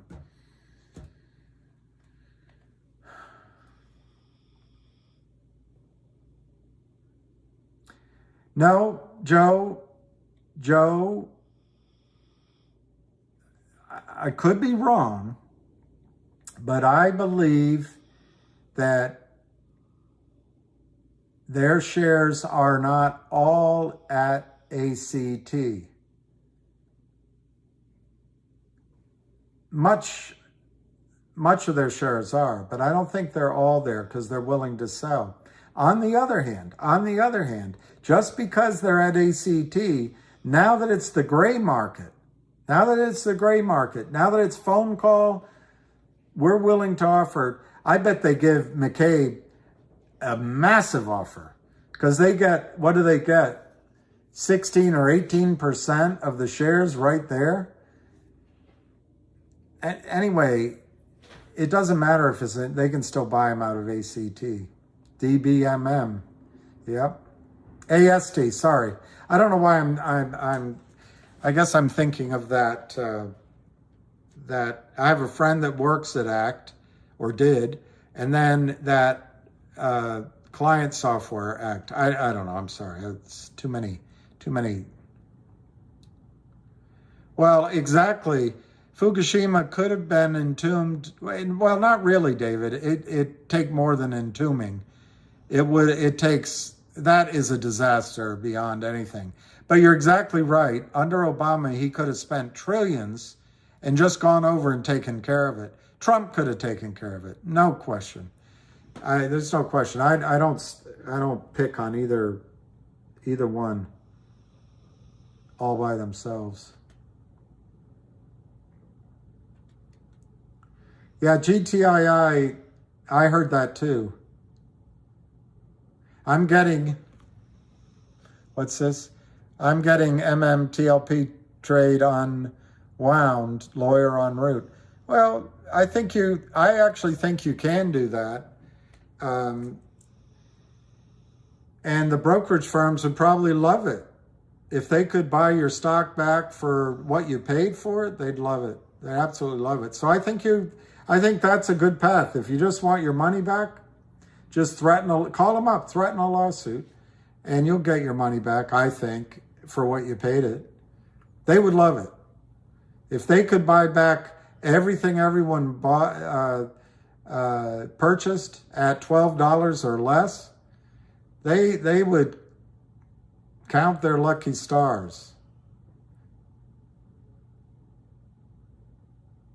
KYP. It's Christmas time in Washington, and the Democrats rehearse Republicans drink whiskey neat. Stupid thing. Stupid thing. We're looking for fun, interesting family. Stupid thing. How do you stop this? There. This year triumphantly, winning the ATP Masters Finals title. And the way he did it showed that Djokovic is most probably the greatest. I don't know who this is. History. An incredible fighter, very tough-minded, and with an unquenchable desire to win.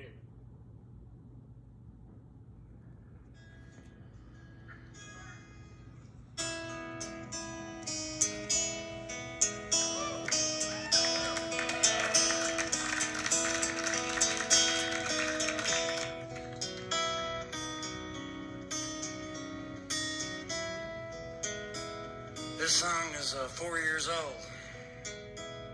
The reason I know that Stop drinking.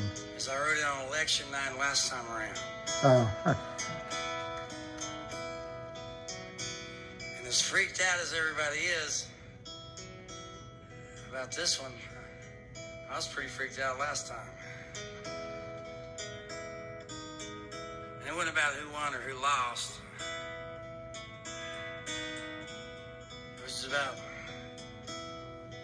how much difference it was going to make no matter who won. Can you get to the point?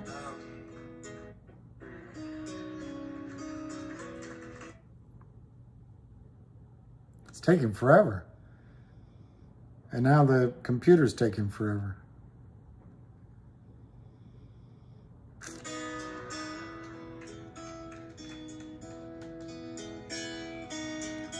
All right. But Just, oh, God. when it's all over and they're done counting ballots, Takes forever. no, I don't. I have serious doubts as to whether it's going to make COSM, I guess, has a lot of shorts. Yeah, the guy, Steve Earle, was an alcoholic. He stopped drinking. you see fit. I wish he would just sing it. That's 15 minutes of just wasted talking.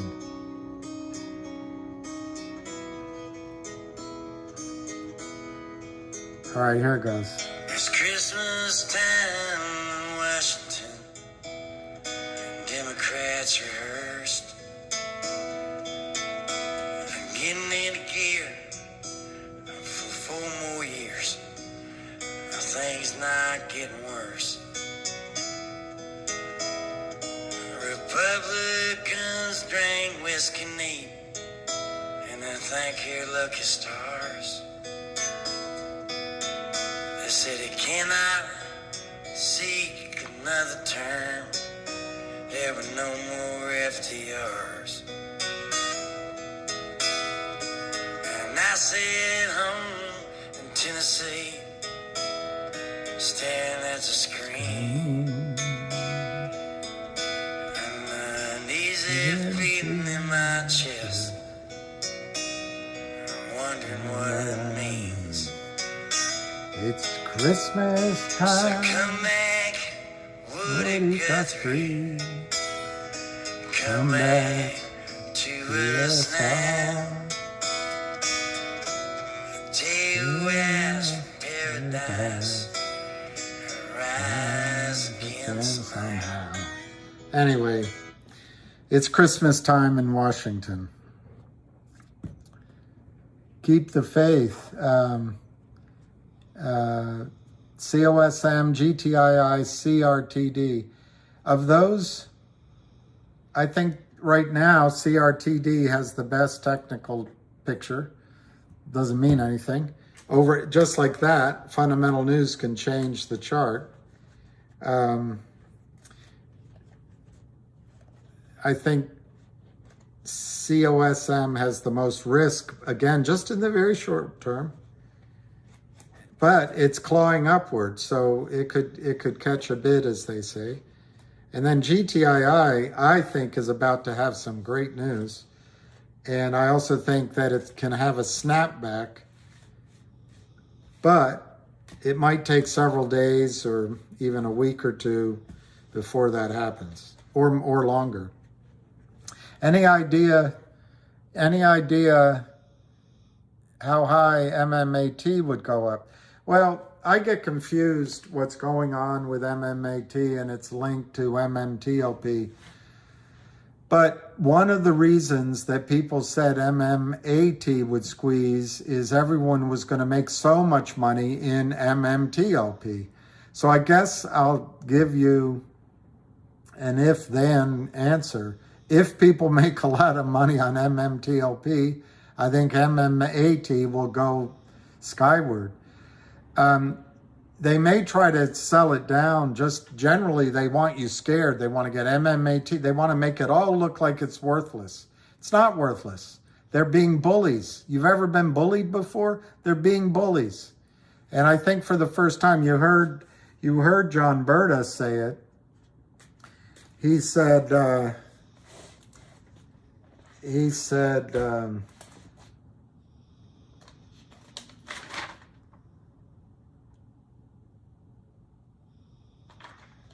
God, I took a lot of notes.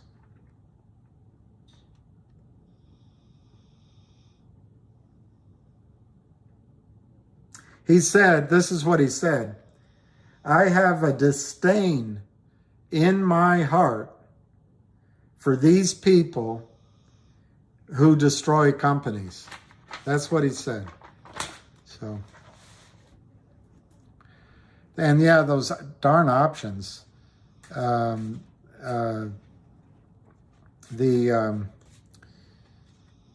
Just look at Finger, what they've done with the options. Look what they've done to my song, Ma. Look what they done to my song. I think this is a good question, Artuk. Will the gray market calls be random, or do you think they will be big? I think what they're going to do,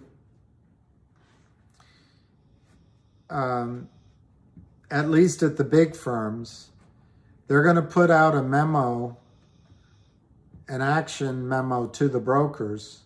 It'll now, I guess it probably comes on their internet screen, and it'll say, Skip, you have 12 people. You know, it won't get all wordy, but it'll just say the following accounts, and there'll be 12 of them, have a corporate action as of Wednesday, and it'll say the basic things. It might even have a script added to it, and it'll authorize, I made up a name, Skip, to ask, to call these 12 clients and tell, my guess it would be something like this. You have the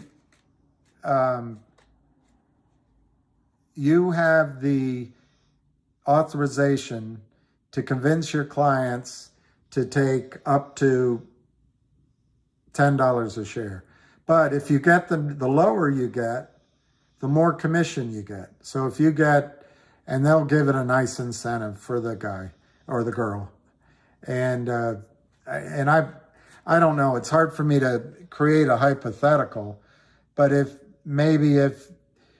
your client only takes $12, we'll give you 25 cents commission per share. But if you get them to take $3, we'll pay you $2 commission per share. And that's why I would just, most of what they're going to be saying, you don't have to listen to. Just have in your gut whether you feel like they're BSing you. It's a come on, you know, and just hold to your numbers. Test it. But I think they will go after the big accounts first, to answer your question, because it solves part of their problem. But guys, as soon as they buy the stock from you, somebody else is going to be buying it from them because they've got to move that around to buy in. If that gentleman just now was correct, I think it was over 400 million shares. So yours is going to be like a hot potato. If they get it from you at $3, by the time it finally settles down, it might be at $500,000, $6,000. What's this recap? $52 a share with 200 million a share and 1.2 barrels. Well, there you go.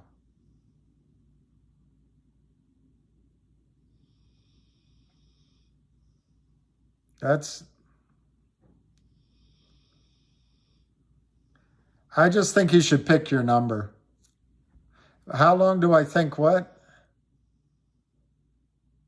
I don't personally. I don't think it's going to be successful deal making. But John just said it'll be an interesting week. Unless you guys are, I don't think it's going to be resolved quickly. I think probably the lawyers will ask for a timeout. But, once you sell, the drama's over for you individually. And if you just get your money back, you just get your money back. But I think you have a real good shot at getting a nice profit, a big profit even. Nobody confirmed it. Who's that?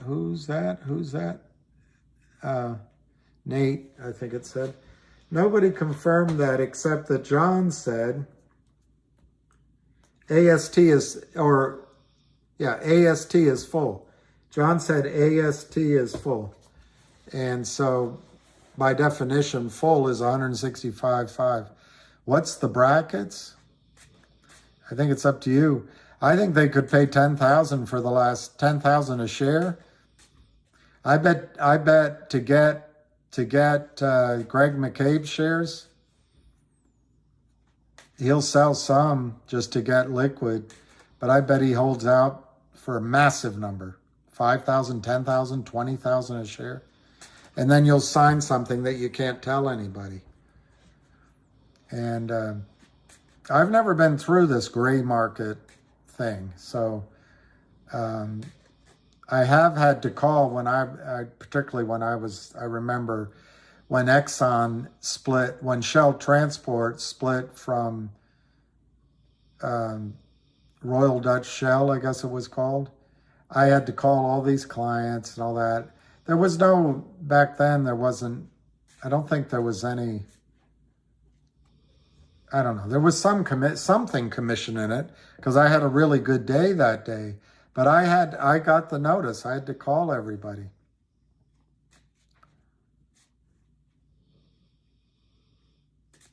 No, they would not register your shares. I don't know what you mean by registered.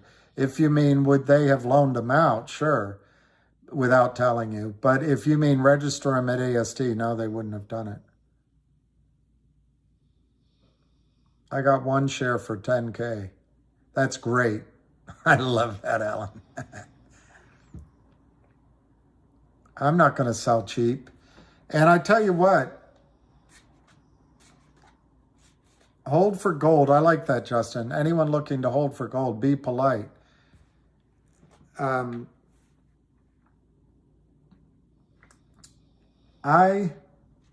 MMTLP we're talking about, yeah, because that'll be over with this week and all that. But I think the fact that they're calling you, one, it tells you that they have a massive problem. When have they ever called you before for something like that? Two, they're going to give you a low bid, remember, off of what the shorts did. You can tell them, hey, you know what? I know what happened. I watched it. The naked shorts, the securities fraud that went on in the last 1 or 2 weeks brought the stock down by 12, from 12 down to 3. So don't, if you want to get into it with them, you can, but you can show your frustration and your knowledge. If you show your knowledge, they're not going to want you as a squeaky wheel. They'll take care of you. But I'm also telling you, let's just do it so you see it. Let's just do it so you see it. We'll do it live. We'll do it live.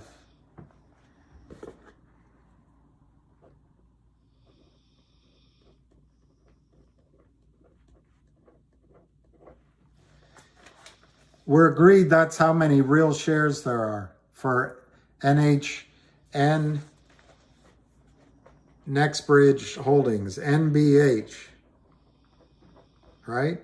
We're also agreed that we've been told there's 3.2 billion barrels of oil. And 500,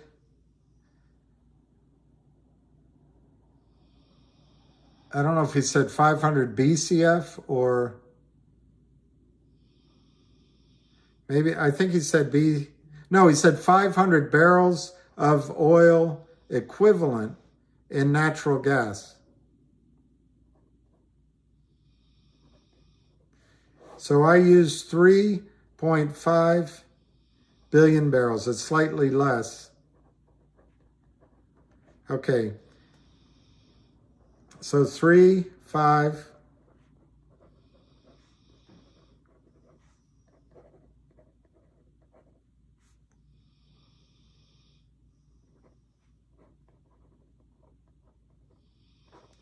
Okay, so there's 165 million NBH shares. There's 3.5 billion barrels of oil, BOE equivalent, mostly oil, but there's some gas. There's water on the property. There's value in establishing a footprint. There's the Hazel, that's a separate prospect. But anyway, we'll just focus on this. And then I used, which might be high, it might be really low. I have no idea. But I used $5 a barrel in the ground. Either cash and or securities. That doesn't make sense, but you get what I mean. That English isn't very good. So I used $5 a barrel purchase price for oil in the ground, either all cash, all securities, or both. And probably a public company. Those are just my assumptions. You can say that's crazy. It should be $1 in a barrel. You could say I'm crazy. It should be $20 a barrel. But let's just use $5 a barrel.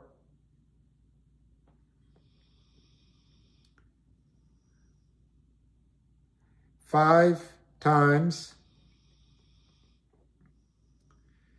3,500, 1, 2, 3. It gives you $17.5 billion of oil in the ground at $5 a barrel. You divide that by 165,500,000, and you get $1.06, $1.574 per share, potential value, almost out of the gate in a purchase of NBH shares. That number for me would be the minimum I would take for the shares that they come after me for. But I think you can get a higher number. Now, I can't give you advice on that because I don't know your situation individually.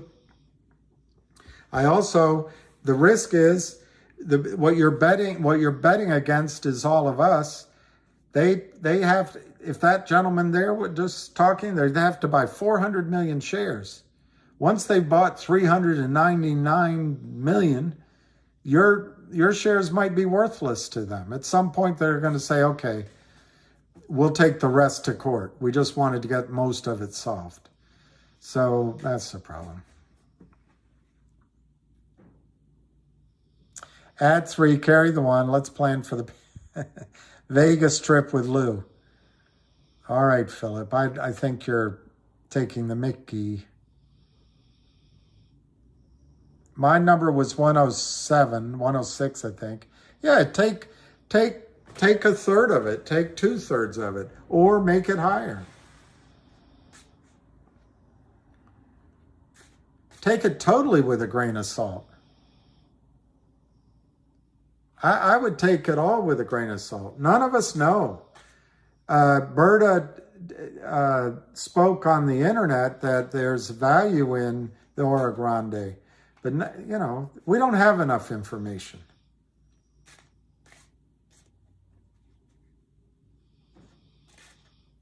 So, one thing you could do is just give a high number and tell them that if you can speak to your supervisor or whoever's in charge. I want X, whatever you pick. I'm happy with X. Call me back. And you might have to wait an hour or so, but I think they'll call you back. And he's live on Old Smoky. Let's put Old Smoky here. I don't know how to find Old Smoky. I'd love to hear Old Smoky.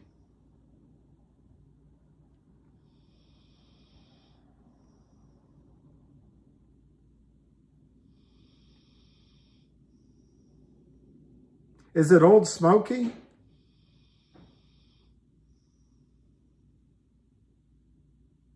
I don't know. Is it that? Oh, Uncle Smoky. Uncle Smoky.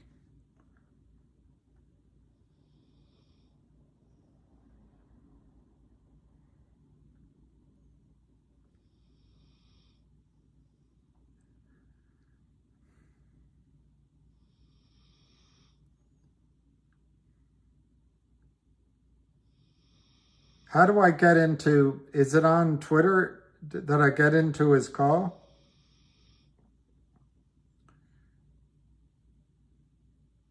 There's a lot of tweets. How do I get into, here's the link. Darn it.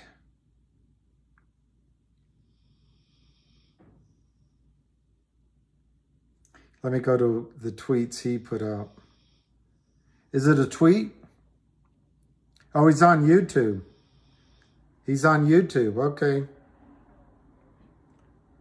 Okay, that's easy.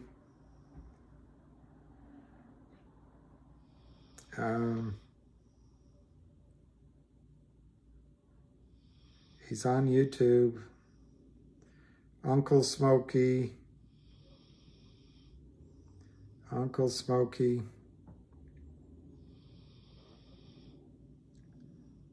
It's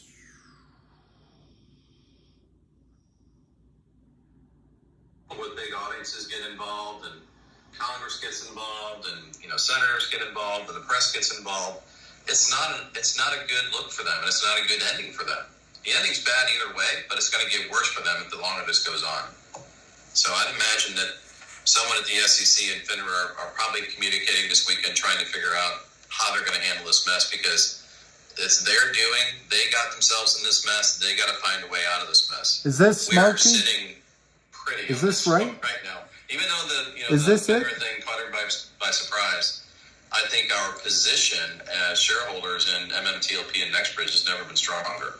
Oh, absolutely. I mean, you actually put it really nicely earlier today on Twitter. 3.2 billion barrels of oil inside the ground. We basically the key to future oil and gas exploration. I mean, that's a huge amount of oil and gas. Yeah. Yeah, but again, just like Tony said in his video, we control the supply and demand of the next good shares. Yeah, absolutely. Now, speaking of Tony's video, I'm glad you brought that up. You even talked about this inside that chat, how the broker-dealers may be knocking on your door, calling you up. Can you further elaborate? What does that actually mean? There's so many people are saying, hey, are they literally going to call me on the phone? You know? Yes, the answer is yes. And so what will happen, or what could happen, is that, you know, if you're at TD or Fidelity or wherever you trade, get a call from the trading desk saying, hey, in a private transaction, we're willing to buy your shares for X.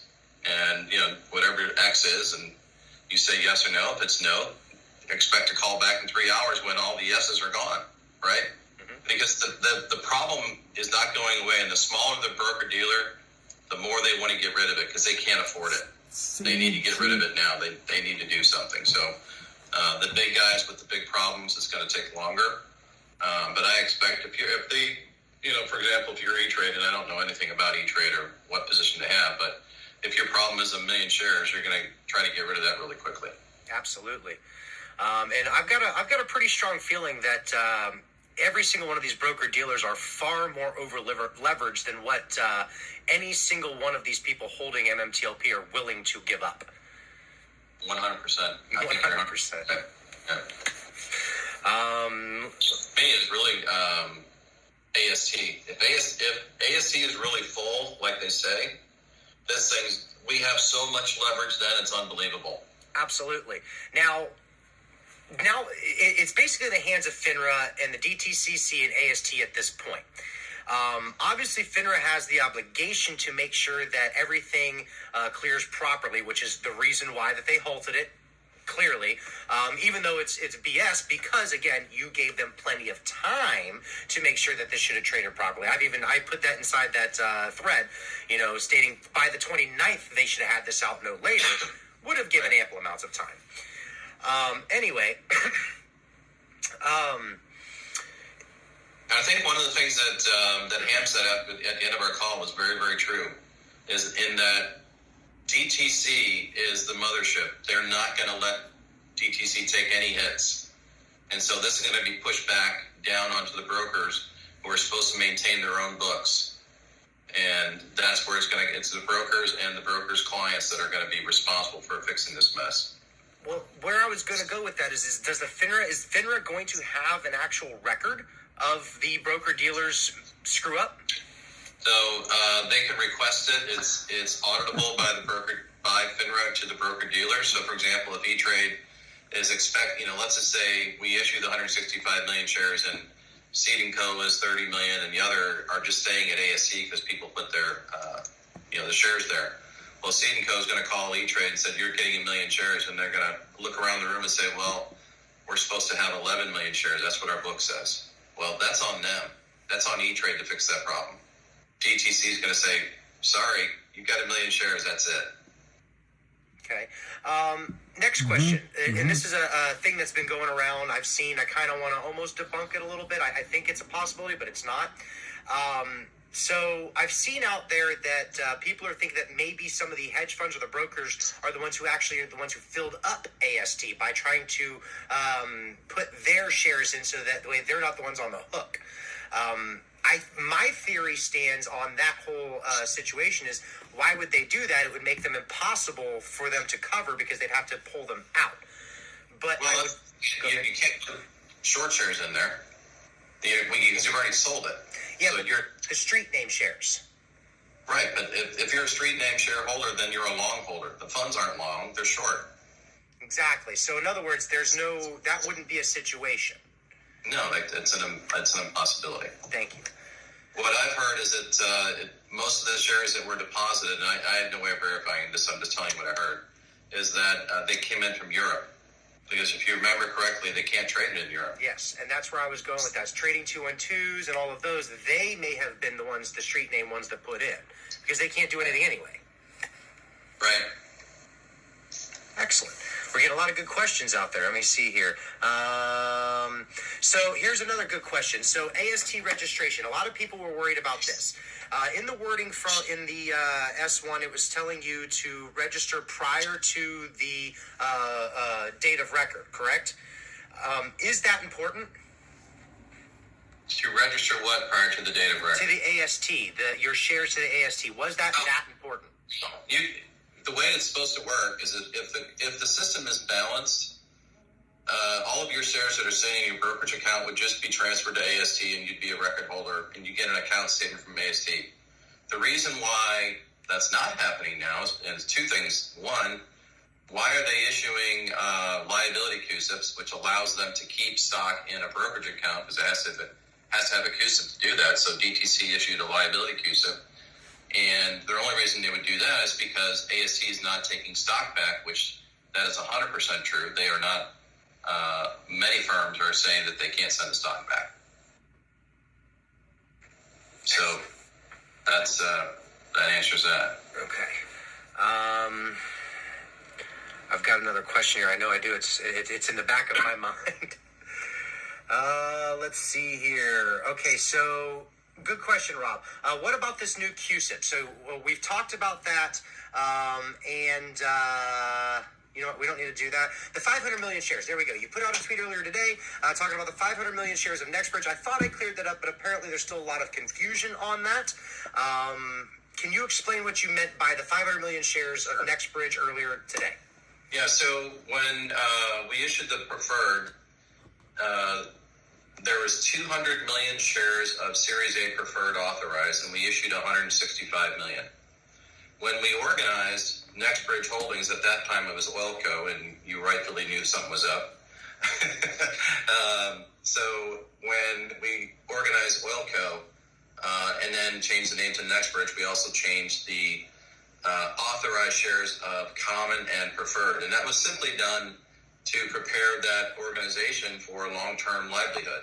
You know, you don't want to issue 165 million shares and only have, say 35 million shares to do your business with over your time. So that NextBridge Holdings has 500 million authorized and are only issuing 165 million in this transaction.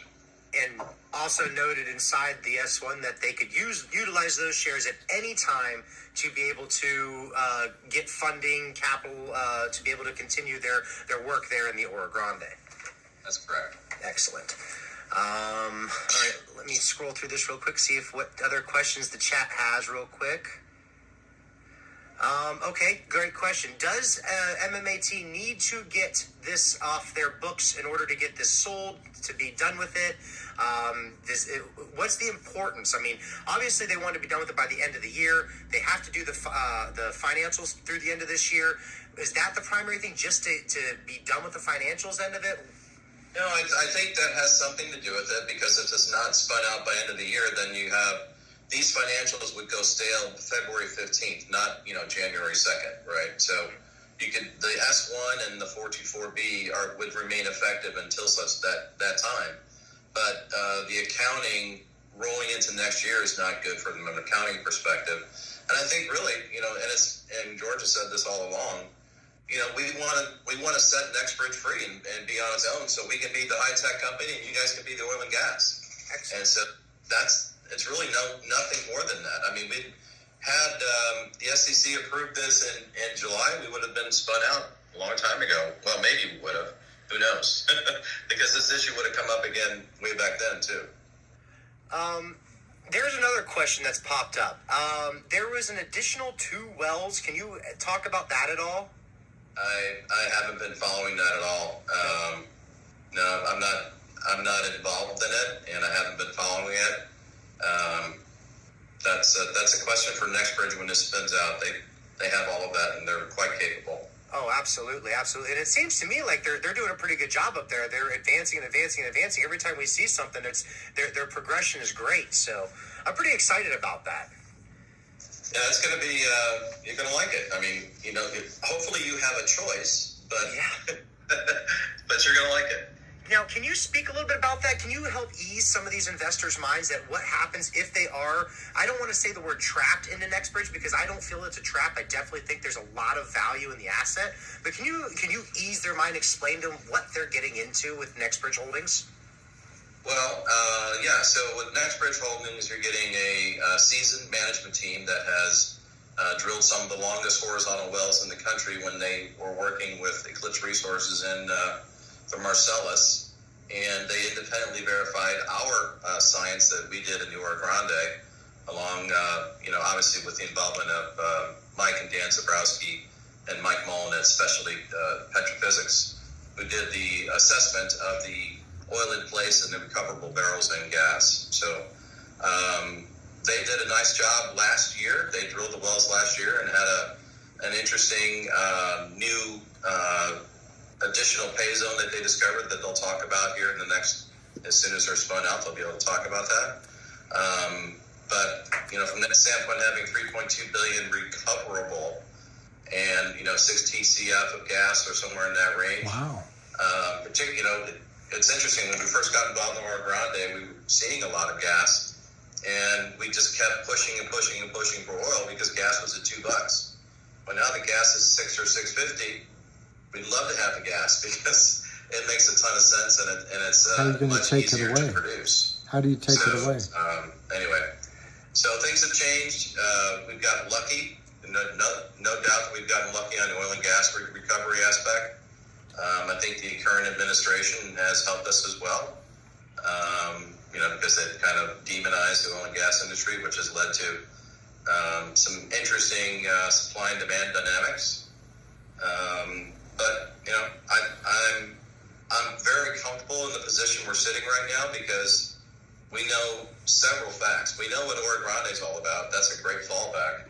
But we also know that there is a huge imbalance in the shares that are actually going to be issued versus the ones that are actually in the system. So I still believe people are going to have a choice. They can do what they want. They can stay in NextBridge. They can sell out or be bought out in some fashion, or do a little bit of both. But I don't think the ship has sailed on the liquidation event that was taken away from us Friday and Monday, or Friday and potentially tomorrow. So that story has not been fully told yet. Thank you. And next question. I don't know if you'll be able to answer this. The plan was always to sell off the assets, but Correct. I have always had a little bit different of a theory, especially since the Optodot acquisition.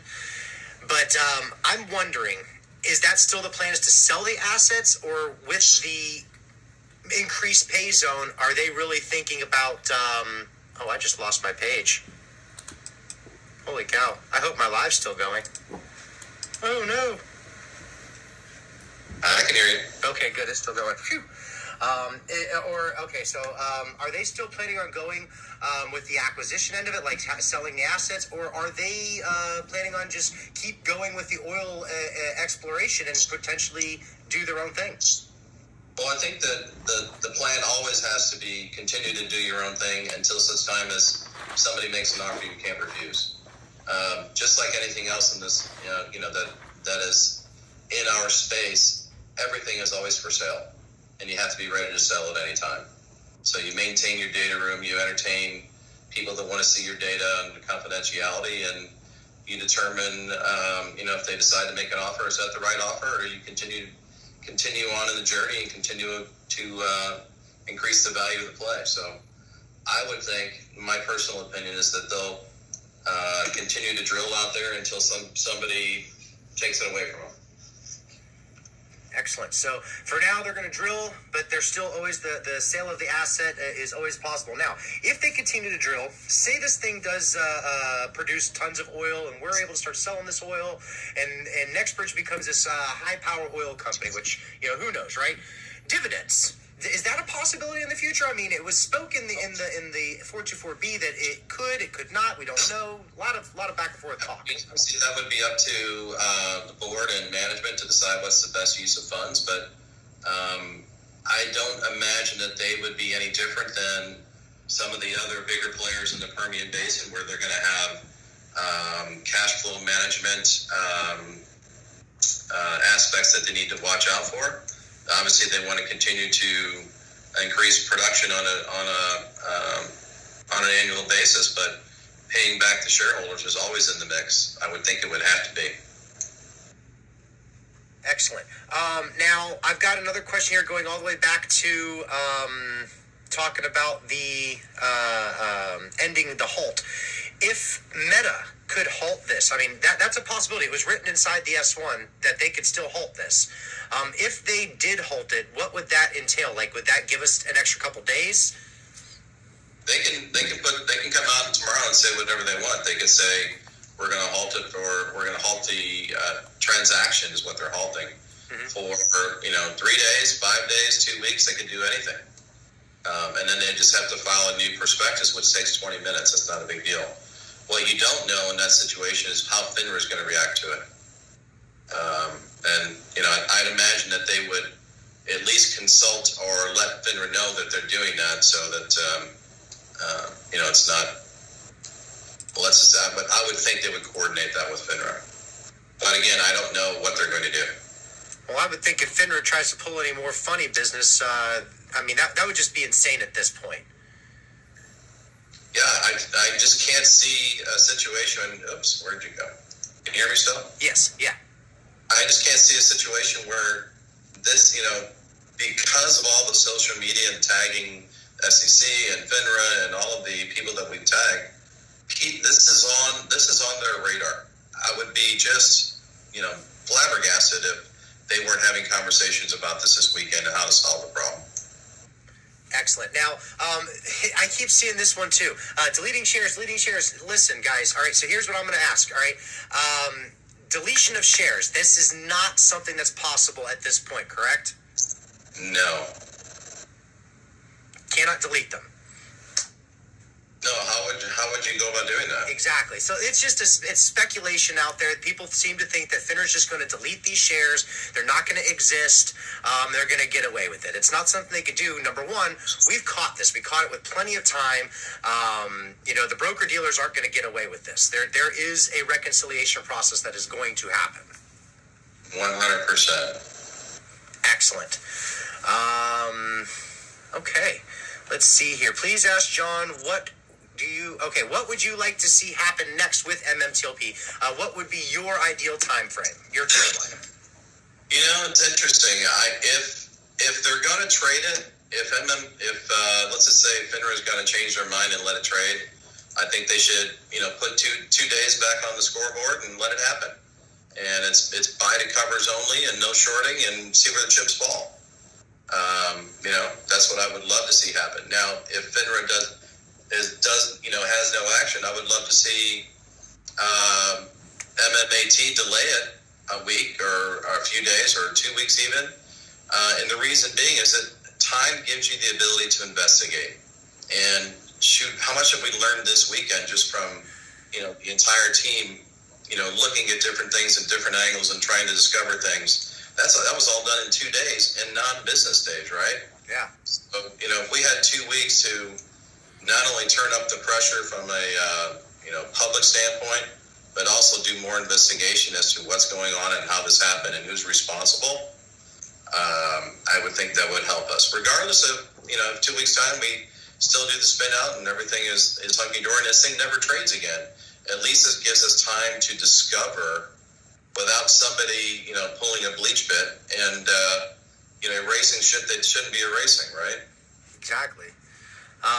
So with all of that, I want to say that I appreciate what you're doing for us, because you're explaining the whole time crunch issue, how they've had time, but we can get more time for us.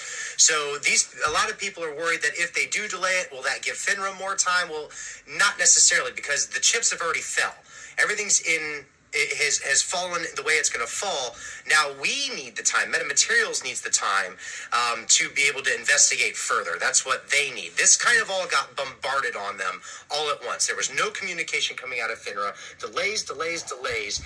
You could hear it in George's tweets. You could hear it from you, John, in your tweets. And even when you would get on the space calls, that there was nothing but problems. Like you could hear it in the voice, So I think that you realize, and Metamaterials realizes, that we retail are a very powerful tool. And we appreciate you for recognizing that, because we actually like helping you guys out. When you basically came out and said, hey, all hands on deck, as you can see, we jumped to it. Right. No, I appreciate that, and that's a great feeling actually. And I've told George that in the past, I said, don't underestimate your shareholder base. I mean, these guys are probably some of the best detectives I've ever seen. And and I said, and also don't try to hide anything in a press release. Come out and tell the facts as they are, because it cuts down on any speculation. And these guys are going to find out shit anyway. So just come out and say it. Whatever it is to say, come out and say it. So we like honesty. Yeah, 100%. Yeah, if you're honest with your shareholders will be more appreciative of that and be more willing to trust you. And that's a huge thing. We're giving you our money. Well, I shouldn't even say that. We're technically not giving you our money. We're giving you the ability to gain money. But you know what I mean.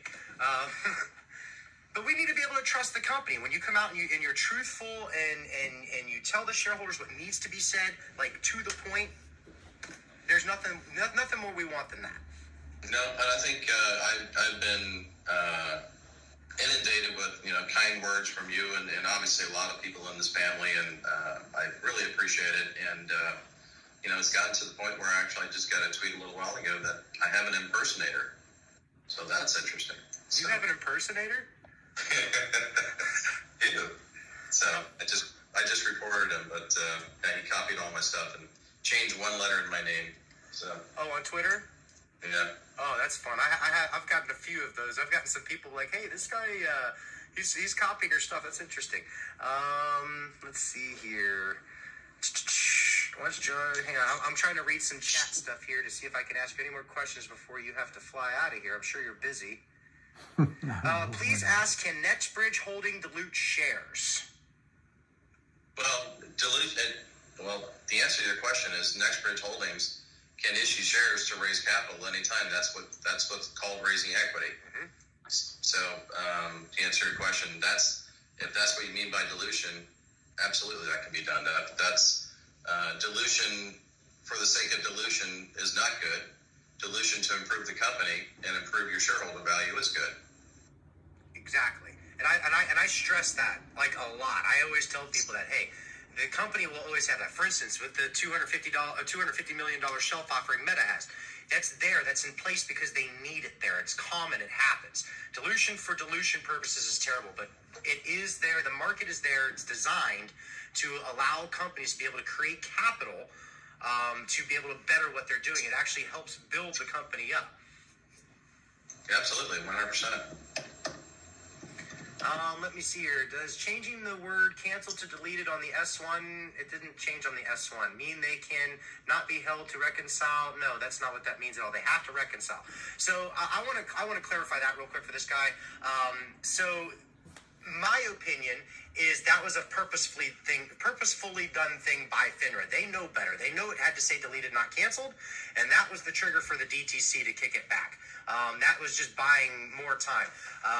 So can I get your opinion on that? So we know that FINRA is ran by primarily hedge fund managers, CEOs, things like that. Can you elaborate on that a little bit? Like, what's your opinion? Where should this change? Well, FINRA has been given all of its powers by the SEC.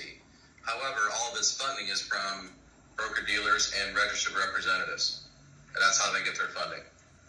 And they get obviously some funding from fines and what have you that they assess as well. So the members of FINRA are all broker-dealers and registered reps. So inherently, they say they're looking out for the little guy, but that's not in my opinion, that's not the case. I think their number one loyalty is the people that pay their bills. So it's a self-regulation entity. It's kind of like the wolf guarding the hen house, so to speak. Can they delay the spinoff, the 10 days to wait the whole? I think we already answered that syntax. Yes, they can delay it as long as they want.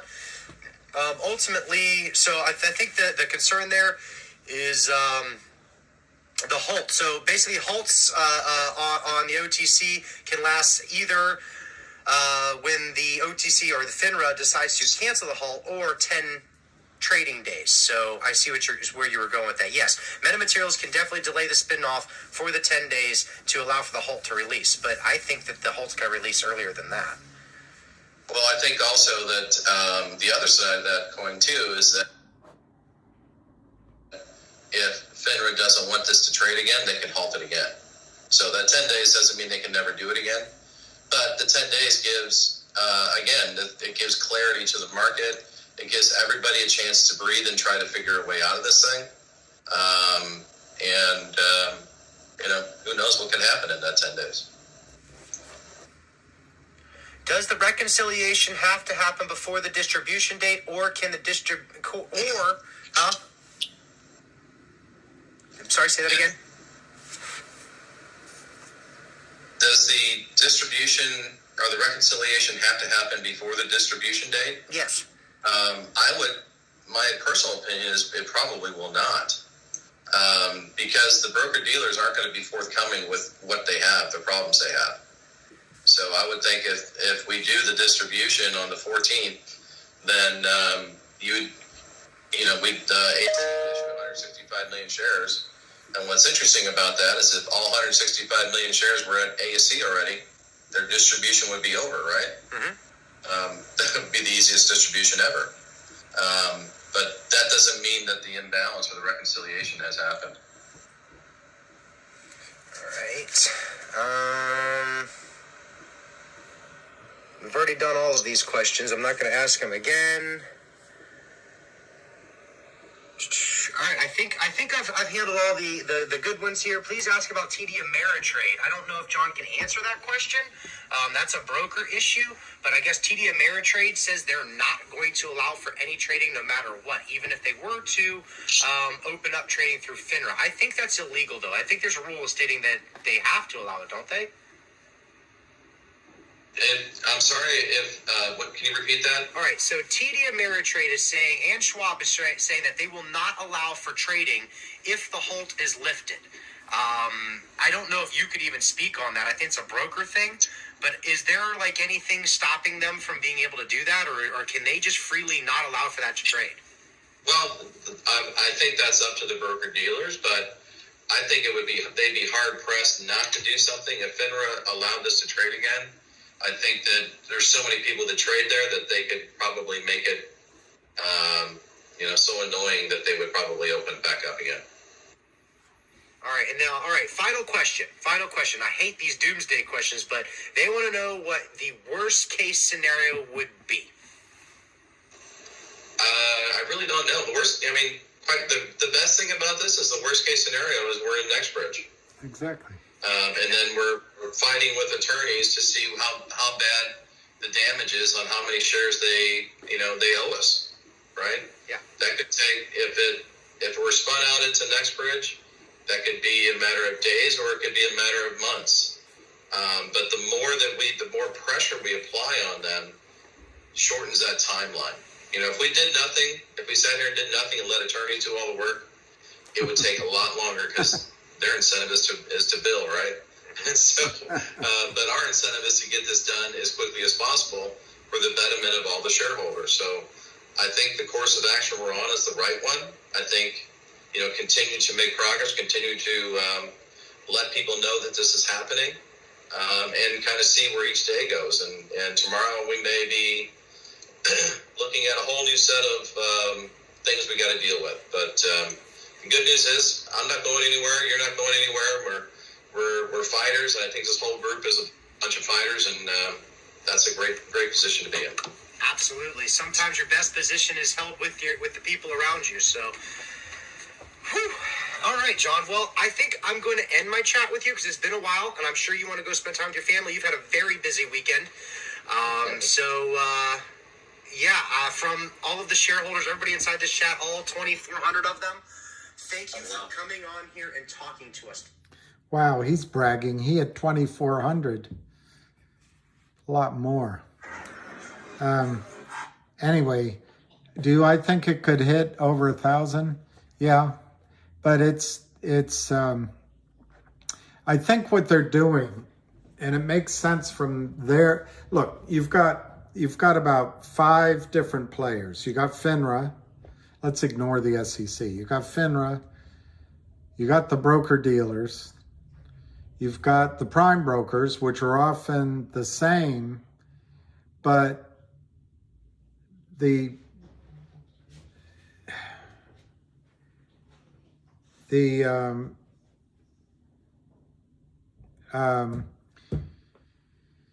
prime and the broker dealers are can be the Merrill Lynch as a broker dealer, but Merrill Lynch as a prime broker. Then you've got us and other longs, and you've got the shorts, and the shorts can be in hedge funds, they can be offshore, they can be, they're all hidden, and they only show themselves to preen around about how smart they are and rich they are and how well deserving. But when this happens, they scurry away. So anyway, the FINRA is probably going to just kind of stay above the fray as much as possible. I left out the DTCC simply because it's the consensus of Ham and John Berta that the DTC is going to say, you all sort it out, just don't hurt us. I'm not sure that's going to last, but anyway, Ham certainly has more experience on that than I do. So anyway, the broker dealers are all sizes. There's small ones, big ones. There's Goldman Sachs and Goldman Sachs prime brokers. So they all have different motivations. Tomorrow, if FINRA does not open the markets, those broker dealers have a problem to solve. They have to, Ham's example is the plane. I used the movie theater last night, but they have to get 400 million shares down to 165. They have to reconcile. This is what John was just saying. So my guess, assuming the market's not open, you're going to get phone calls from your broker. If I were a brokerage house, or if I'm a broker with clients in it, the brokerage house is probably going to give me incentive to get it done. If you get 100,000 shares sold, we'll credit your gross with 10 grand, something like that. I don't know. I'm making it up, but those things happen. So who am I going to call first? I'm going to call the people with the most shares first. It's the 80-20 rule. If I can convince 20% of the people on my sheet that have 80% of the stock to move, that's how I get the most earnings for myself as a broker. And they will get that incentive. That's at the big houses, and some of the smaller. At the online places, I don't think they'll do it that way. They'll have the back offices call, or maybe even send you an alert on your mobile app, and you have to respond to it. If a lot of you sell low, it's going to take a while for the price to get to the higher levels. But I don't think it's going to change a thing. I think the stock is going to go to high prices. And what they're trying to do, and it might be that FINRA's helping the broker dealers and the prime brokers, but they're trying, if this went into the open market tomorrow, you could see this stock go to $10,000 a share, or $20,000, or $50,000 a share. And rather than have that happen, each brokerage house is going to make the determination of how much they can spend on this error, because it's an error. It's in the error account. And once they lock in, I've said that on many calls, right now they're going to buy it for whatever they can to lock it into the error account. Then they'll go to the broker, whoever handled the short seller's account. They'll go to the short seller. They'll go to the prime on the other side, the prime broker. They'll try to get their money back. And unlike, I don't care what these guys said today. I think the DTCC backs up the losses in the final instance. But my point is, they are going to try to go out to you to buy your shares if the market doesn't open. From everything I've just heard from John, I actually don't think it matters if the majority of you all sell at $6. I still think it's going to go very high because a lot of you are saying you're going to hold out for high numbers. So they'll just clean up the low numbers and then go up for the high. I think it would be smart to hold out for high numbers.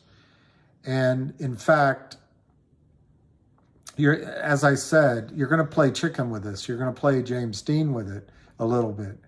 But I think this is a situation where you sit down and say, you know, honey, it'd be nice to have a brand new kitchen and that deck and install central air. How much would all that cost? Well, it's going to cost $120,000. How many shares do we have? Well, all right, let's divide it by that, and let's add something for taxes, to pay the taxes. And it's almost a situation where you can do that. I don't think you have everyone's worried. I do not think you have a risk of losing everything. Listening to John just now, both on the ham call and the Uncle Smokey call, what it sounds like your scenario is you get a big payday tomorrow or this week. I mean, it might be delayed, but just assuming it's tomorrow, you might get a big payday. And that's up to you, I think, from what I hear, because the numbers are so big. If you want a small payday, that's up to you too. But if for some reason you shoot the moon and it doesn't work, I think as John just said, you're going to get Nextbridge shares.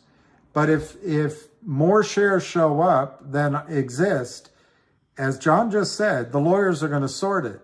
And it could take months or it could take a short period of time.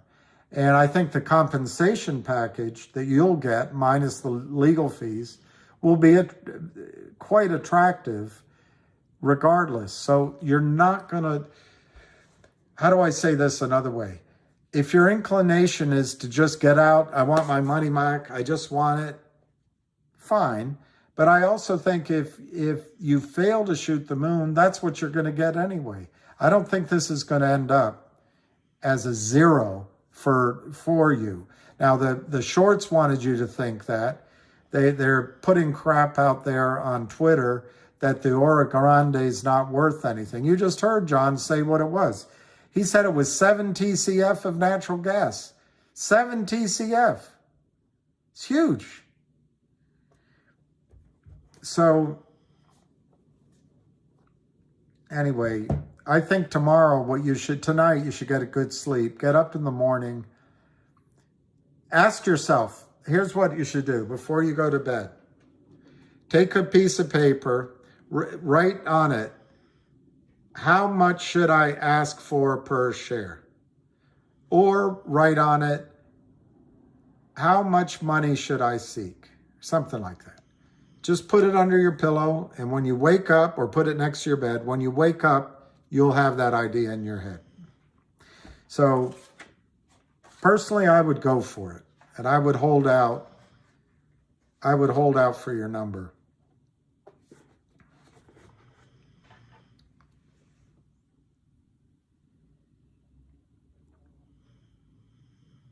$8.25.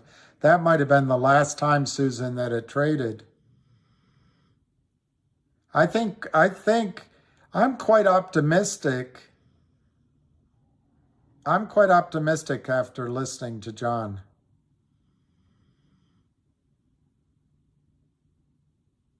I say the brokers go to people holding most first. Oh, everything goes so quickly. I'm sorry. If I say that it goes to the most first. Yeah, it's just, I think the other firms like E-Trade or whatever, they won't do it that way. They'll just call everybody. But I think they'll give incentive. Look, you've got brokers who are used to making money with every phone call. You're going to have to give them some incentive.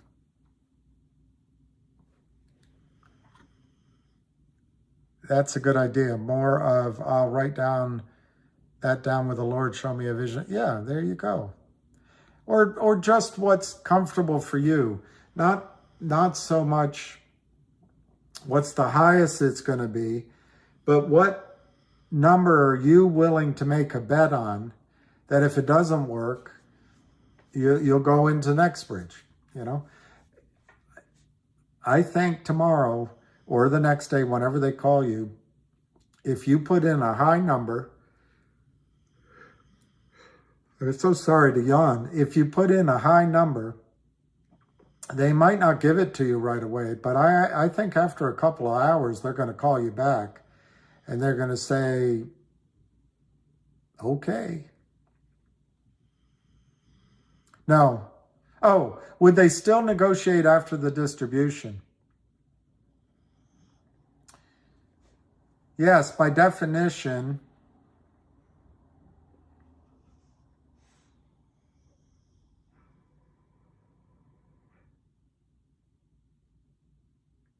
What's going to happen after distribution if there's an imbalance? There's going to be lawyers involved. And I'm just pausing to wonder if there's a class action suit or if you'll be doing it on your own. But definitely, all during any legal actions, there's always settlement offers. So there will be negotiations either en masse or individually afterward, yes. What do I consider a high number?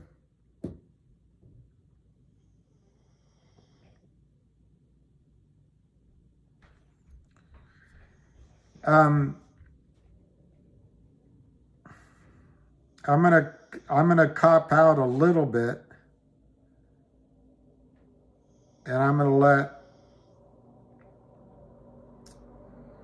let nature do my talking.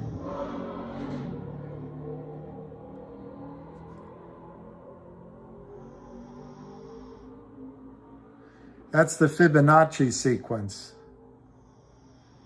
I would say they might end up paying $10,000, $11,000, $17,000 a share. I'm not saying you should go that high.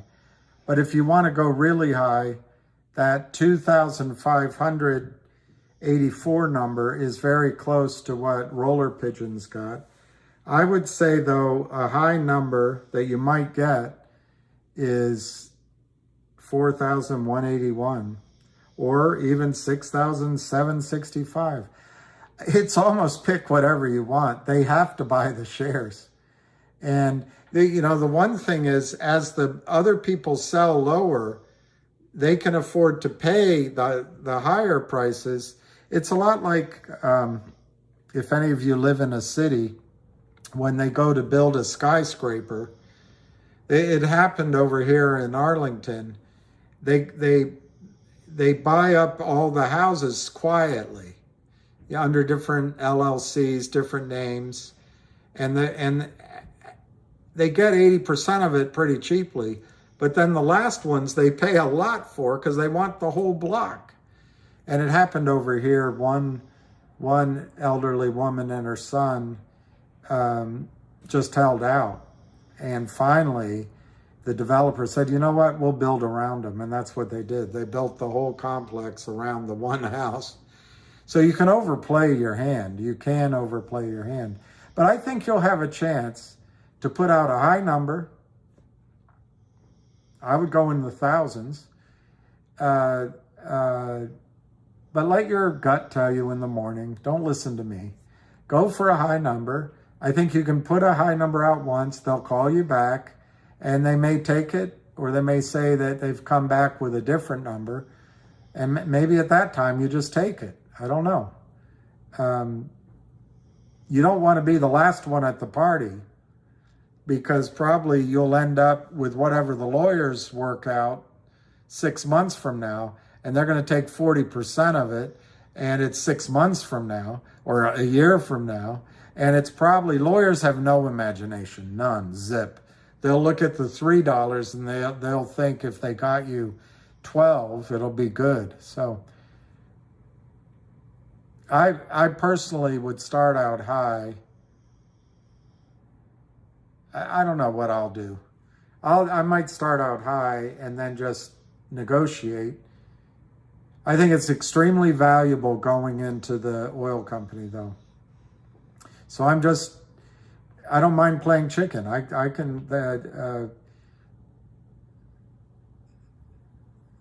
I would imagine that can be worth a lot of money per share. But anyway, I need $20 to fill up the car. I came in late. Is MM to be let you sell? We don't know what they're going to do tomorrow. They might open the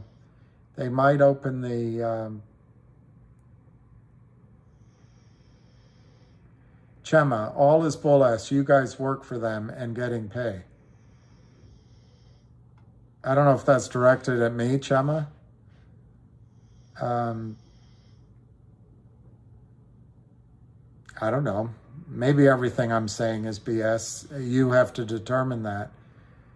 If you're saying you guys, I'm one person, so I don't know if you're talking to me. But if you're talking to me, I don't work for them. I don't work for them. And getting pay, if you're talking to me, I'm not getting paid by them. So, Kema, I guess you must be on the wrong board.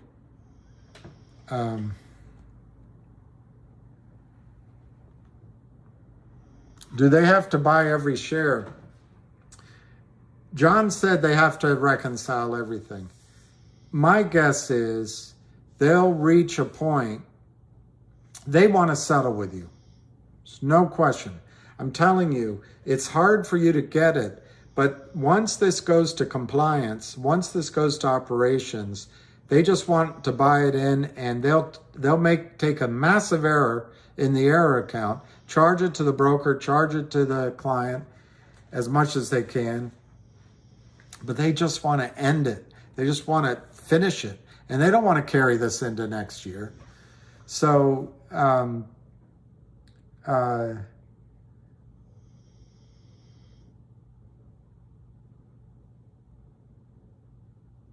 I forgot the question. But they're going to rather pay up than have it go to litigation. So unless you become totally unreasonable, I think they'll buy it from you, and they'll probably end up paying you what you want. Yes, they could open the desks. I think they could open trading, but then you're saying, could they then close it? No, I don't think so. I think if they open trading, it stays open. It will turn into a snowball. That's what they're scared of.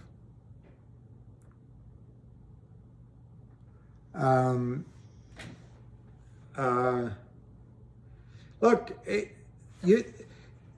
one thing, Kem's right. He's saying it's all BS. What I'm saying could be 100% wrong. So you have to wake up in the morning when you're not tired and decide what number you would accept and not worry about what everybody else gets. There you go. 1K the minimum, 2K, and they can, I can give you those thoughts. And you said 5K. Yes, thoughts on logic and COSM. I talked to Avid Trader today, and on COSM, just a quick comment. Technically, he said it looks like, and I'm interpreting what I heard, but it looks like it can try right now to have a bit of a rally, but if it doesn't, it may pull back for a little while. I don't know anything else about it than that. I've heard there's a big short position. It seems like COSM is copying everything that GTII and which is okay. I mean, it's out there to be done, and the other companies are doing, i.e., they hired Sharon Tell or whatever, however you pronounce it, and they say they're going on upstream. I'm a little leery of COSM. On the other hand, there's so much enthusiasm that maybe there's some news out there that can rock the world. I just don't know. So that's my minor comment on COSM. On Logic, I put out a video, and I'm too tired. I was going to try to do one tonight. But I put out the first video just to sort of lay out as much of the story as I could. But the reasons to invest, I don't want you selling your GTII. I don't want you selling your COSM. I don't know anything about that. In other words, I'm not trying to get you to sell anything. But if there's a profit, I think Logic is a great place to go. Also, if you have additional funds, I think Logic at 37 cents is an 8 to 10x. Really, my goal would be by the first quarter. They have 2 transformative mergers going on, and one of them involves going into a SPAC, which that part then becomes distributed. So there's by buying now, because I don't know when the X date's going to be. The X date could be January, but it could be before the end of the year. You're going to end up with 2 separate stocks, and the combined value of those, in just the most conservative estimate, is $3 to $3.50 a share. So, and there's about, what's holding the stock down is this group, I can't say the name, but they did a quasi-toxic deal. They're not really in the trouble with short sellers the way these other stocks are, but they did a deal with a group whose business model is, we'll give you this much money in the summer, but if the stock goes down, we're going to get more shares. So then what they do, they give the money, they drive the stock down by short selling. When it's down, they get their slug of new shares, they let it go up, and they start selling that. Once they're done, that's it.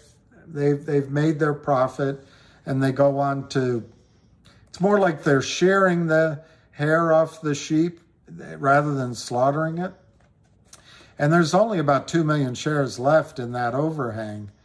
And there's discussions, they're trying to get individual buyers, private buyers to buy it.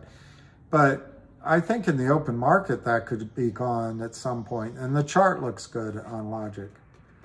I'm too tired to really give you the total bullet points on the stock WULF. But that's $1, and that might be a Christmas present kind of stock. They had a filing on Friday with good news, and they were shorted, but it looks like that expires in December, so it's going to be paid back by definition. They got a huge, it's a Bitcoin miner, but it uses nuclear power. It's the 8th largest in the world. Anyway, I don't want to talk more about it. Only thing that will stop this is if NB sell them shares. If they do that, MM made. No, Les Rice, you're right. If they did that, that would kill it. But you just heard John Berta say they're not going to do it. They're not going to do it. Let me quote what John Berta said. And I think he's the 3rd largest shareholder. I think. He said, I have a disdain in my heart for these people who destroy companies. They're not going to make a deal with them. Which one is it that I just mentioned? Oh, Logic is LGIQ. It's 37 cents, roughly. And I think by the first quarter, maybe second quarter, it'll be a $3.54 stock, conservatively. Assuming, the market doesn't, you can't predict acts of God.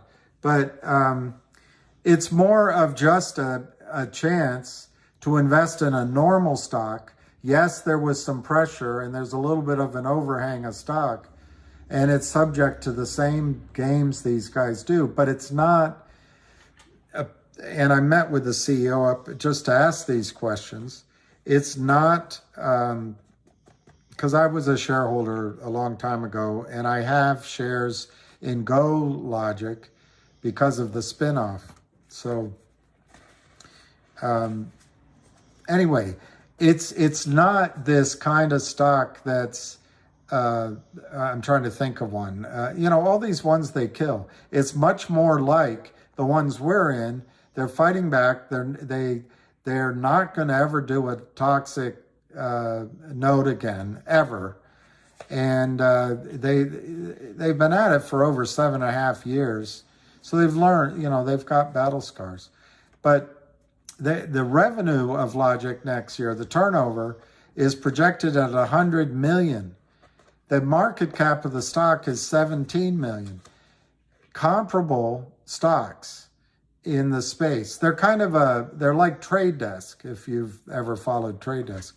But their comps trade at 2 times revenue or higher. These guys are trading at 0.17 times their estimated revenues next year. So there's just a lot of room to the upside as it gets recognition and as people start buying. LGIQ.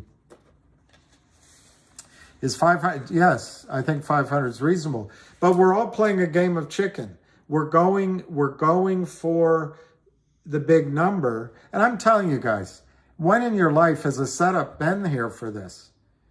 I mean, if you're in your account, you have AMC right now, and you want to sell it at whatever it is, 7 or 8, that's a different decision because there's no squeeze right now. Or if you have, I don't know, I can't make up another one. But this one, the squeeze is happening now. Now they're managing it. They're trying to control it. It's like a controlled demolition of a building or something. I don't know if they're going to be able to control it, but you have a lot of power just for it. It's like the Paul Newman movie when he talks to the jury. I think it was The Verdict. You have the power. I have to look it up. But right now, you have the power for a day or two. After they buy it from you, they won't care about you. After they buy enough from everybody else, they won't care about you. But for this sort of 1, 2, maybe 3 day period, you're in the driver's seat.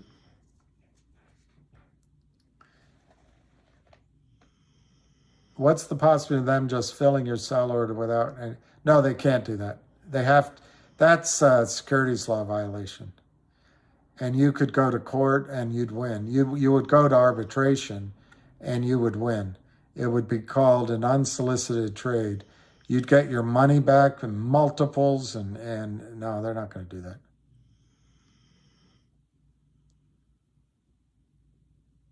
That's awesome, MH. I wish I had traded that as well as you did. But I think GTII, there's a lot of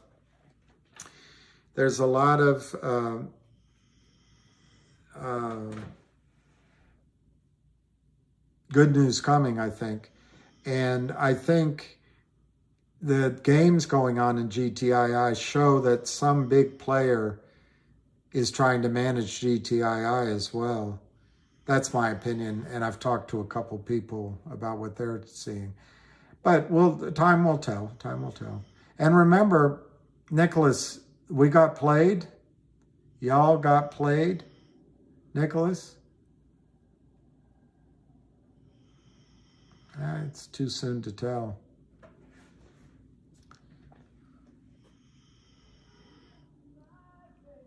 That's right, Money Long. Thank you very much, Darlick Music.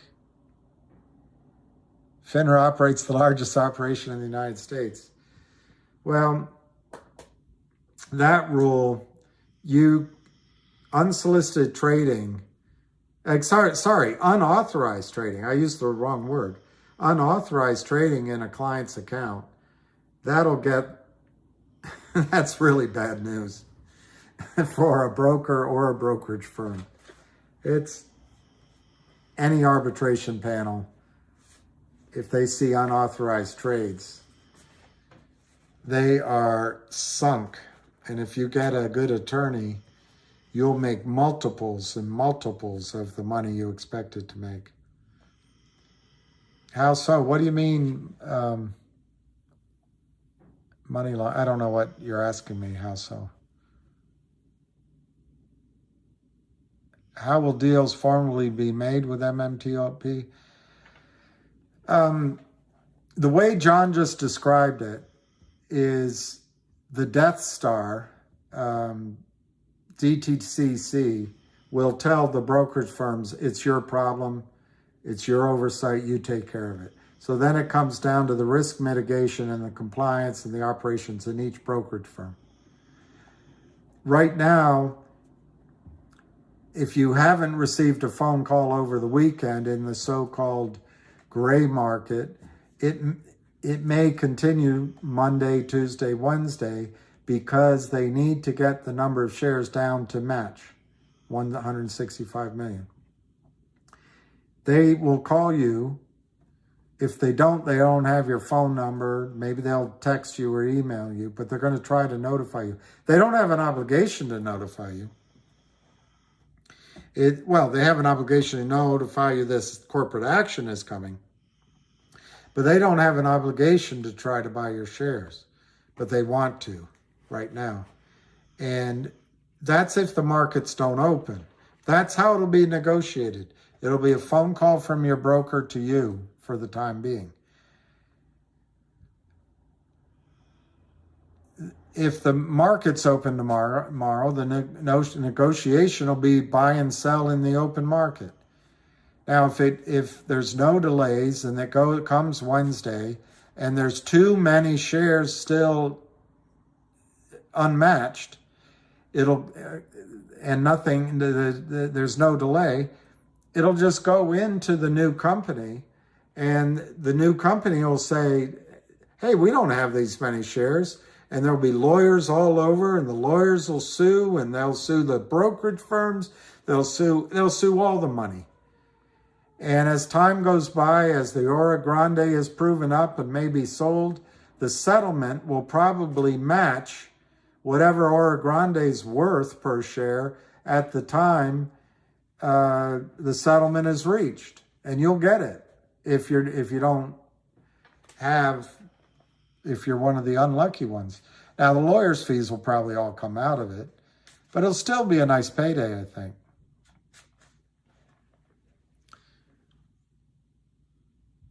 You can probably call to negotiate, but ask any lady that you happen to see, what's the best tuna?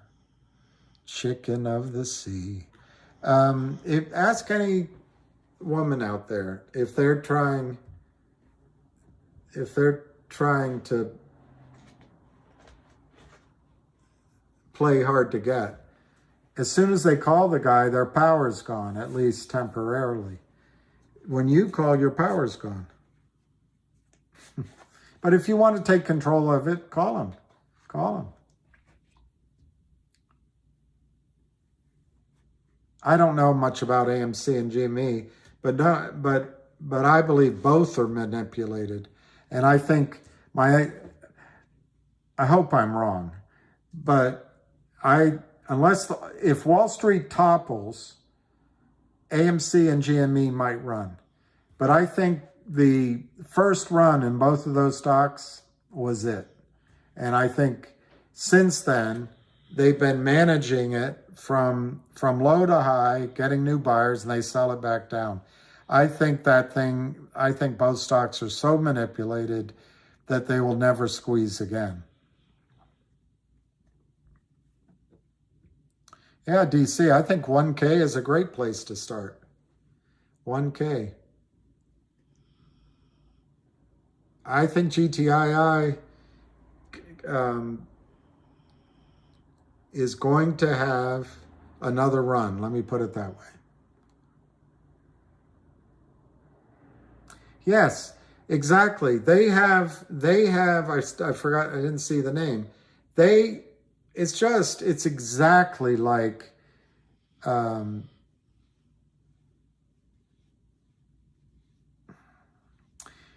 it's exactly in reverse, like filling a plane for a profit.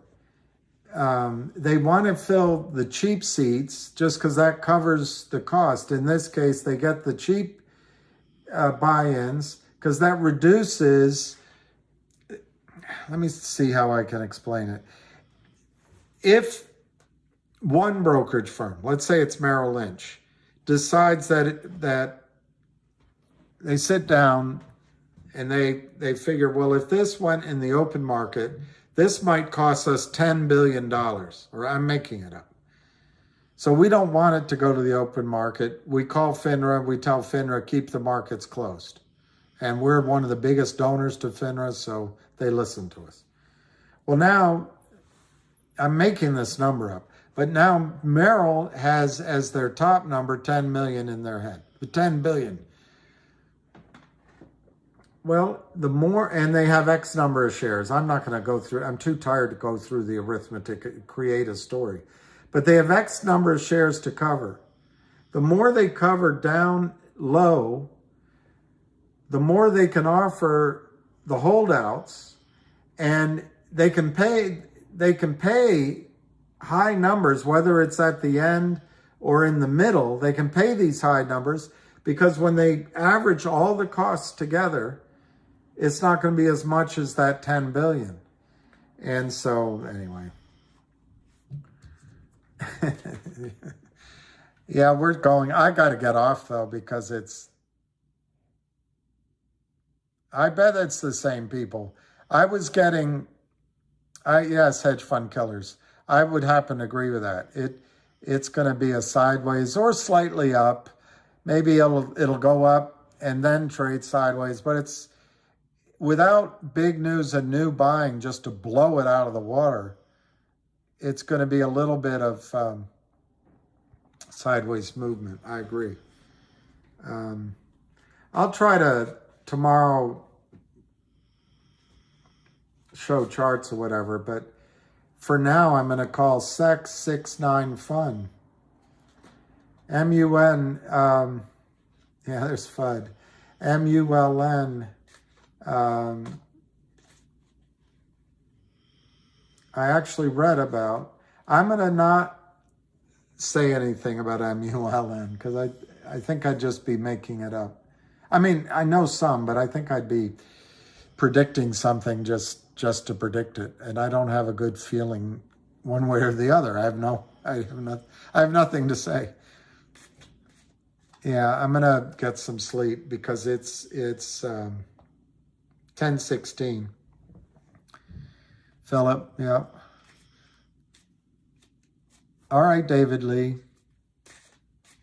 Keep about 350. I don't know what that means. Keep about 350. So I think tomorrow,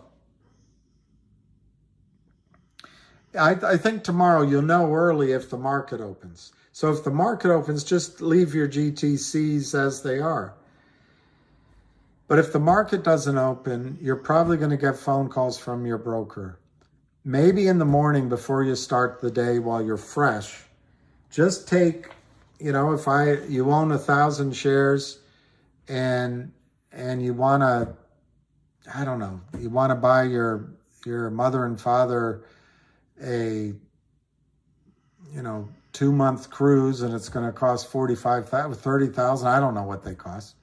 Just divide 30,000 by 1,000 and that's your number. Or plus taxes, though. You have to add for the taxes. I don't know. It's your time. I think this is one of your times that you can sort of write your ticket. And of course, we're going to compete against each other in the sense that if the price gets too high, maybe the brokerage firms blanch and say, we'll just go the legal route. So I think high but reasonable is probably the way to go.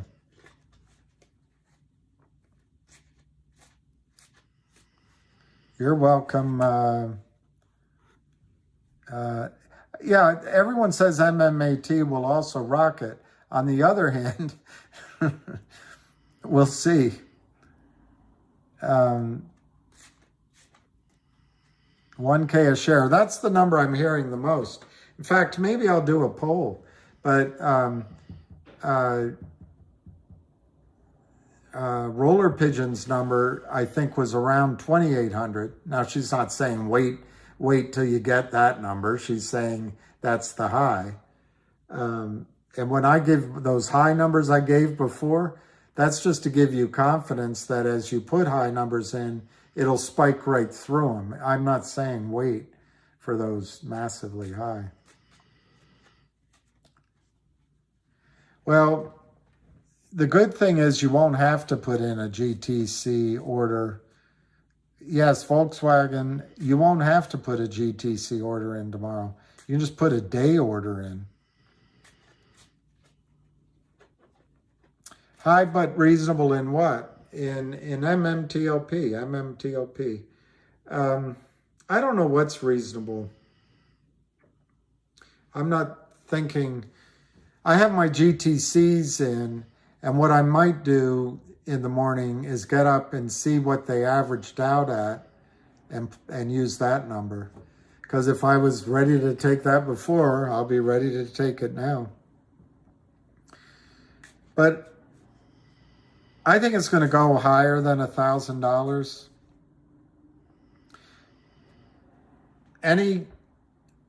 Any big blob of numbers, there's the 80-20 rule. So 20% of the people are going to get just amazing prices, but 80% are going to get something that's not as, and it'll probably be standard distribution even. It'll even be 20% will get really low, and in the middle there'll be a lot of people that get middle prices, and there'll be some 20% that just get outstanding prices. 4,000, I love it. Lucy in the sky with diamonds. Lucy in the sky. Yes, probably Citadel is involved. My guess is they lent money to the criminals, and they might be the market maker, and they might also, but it's much more likely that the prime broker is someone else other than, that the hedge funds involved here are someone other than Citadel. What? You went to FINRA? Mitchell Williams, good on you. I was in front of FINRA, and I used to work around there. That used to be the NASDAQ building, and you probably know that. I know, David Lee, you were right. I give you credit for, anyway, you were right. I can bet my life that none of the tickers hit 100. Well, that's true by definition if they don't open the markets this week on MMTLP this week. Any private trades, they'll be calling you to buy your shares privately. So those tickers won't hit, and so it is true.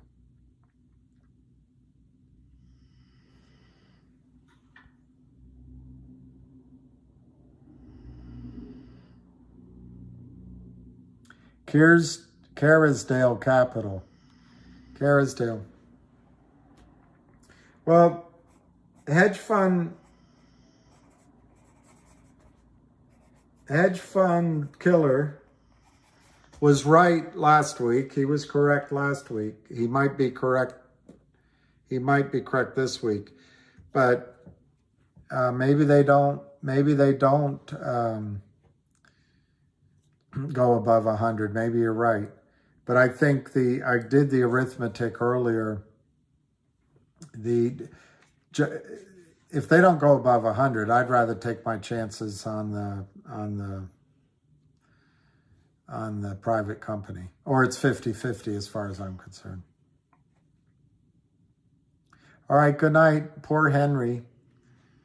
Tell him to have a good walk. Apparently not, Michael. What I heard on the call, and I'll try to re-listen. It'll be here. You know, you can rewind. But what I heard is John Berta say the shorts went to Germany, but Germany isn't allowing any trading in this stock. So they're coming back here. So I don't think there's any dark pools.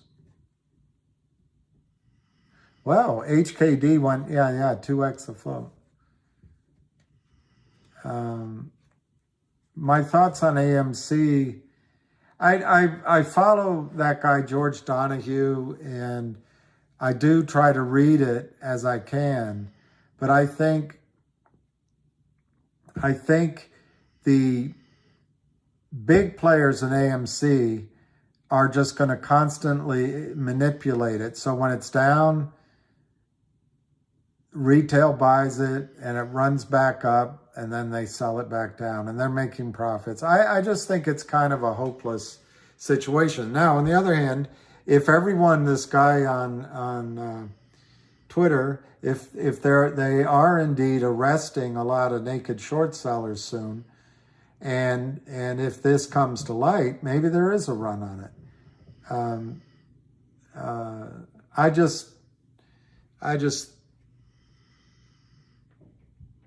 I don't really have an edge to offer you in AMC or GME.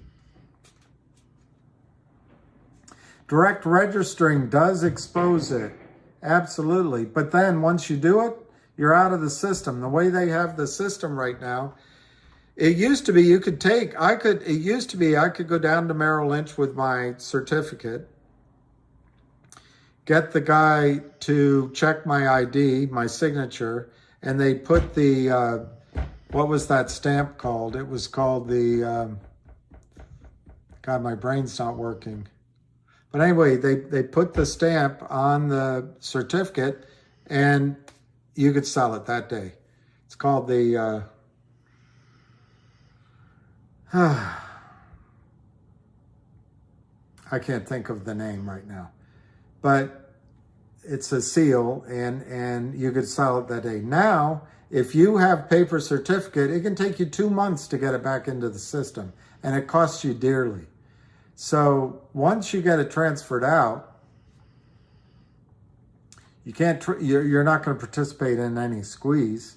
But if you listen to Hedge Fund Killer, they're not going to happen anyway. So it might not be a bad strategy. But if you listen to John Berta, it's all full at AST. The corruption is just sickening, Cloud K20.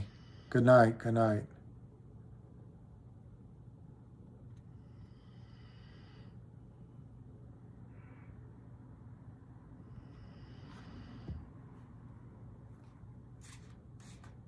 All right, let's see what time it is. 10:26, 4 more minutes. 4 more minutes and I'm gonna go to sleep. Bye, Alex, you're welcome. Listen to the John Berta guy who just quit his job. He quit so he didn't have a conflict of interest, so he could talk with you.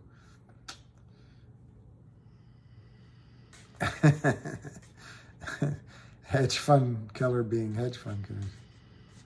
CompuShare does allow you to sell. Well then, okay, so that's, but at what discount, what price? I don't know, that's good. What's this about? Ari the Starry? Yeah, I know. MMTLP going to the moon. I think they're going to open trading tomorrow, but according to John Berta, they're not.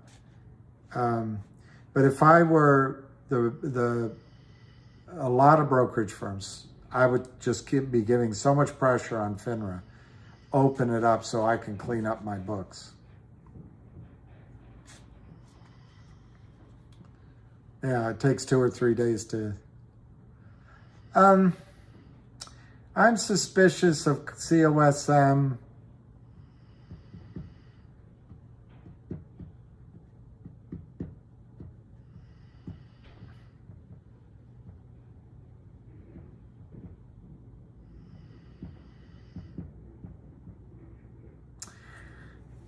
The charts broke down. I'll just leave it at that. But I'm not a good chartist. I also find the cobbling of a lot of the story together as being cobbling the story together. But if it has a huge short position, you can get a squeeze in it. But I also am worried. I'm so tired. I'm not thinking everything through here, but I'm also worried that come January, they're going to do a reverse split. And that's the tolling of the bell.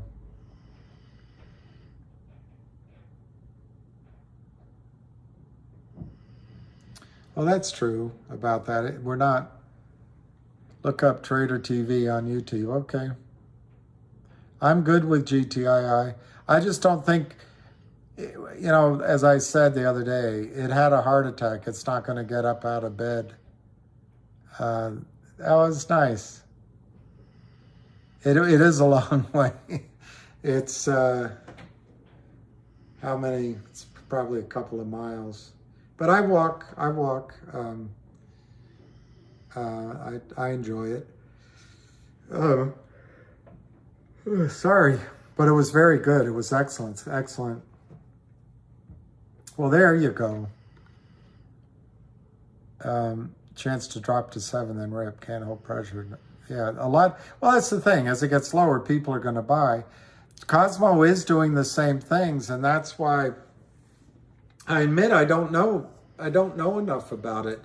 I've never spoken with anybody there. So if I heard the story, I'd have a lot more confidence. But medallion signature. Yay! The medallion signature. You're Jamie. That's it. Medallion is it. That's it. Medallion. Now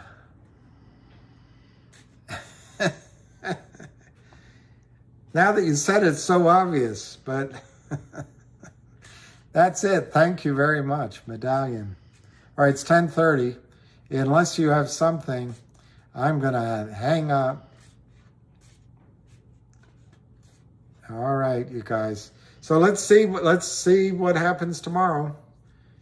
As they say, more to be revealed. Exactly. It's great. I love it. Now I know what it was. Remember it. All right, guys. So peace, love, and happiness, and sleep tight.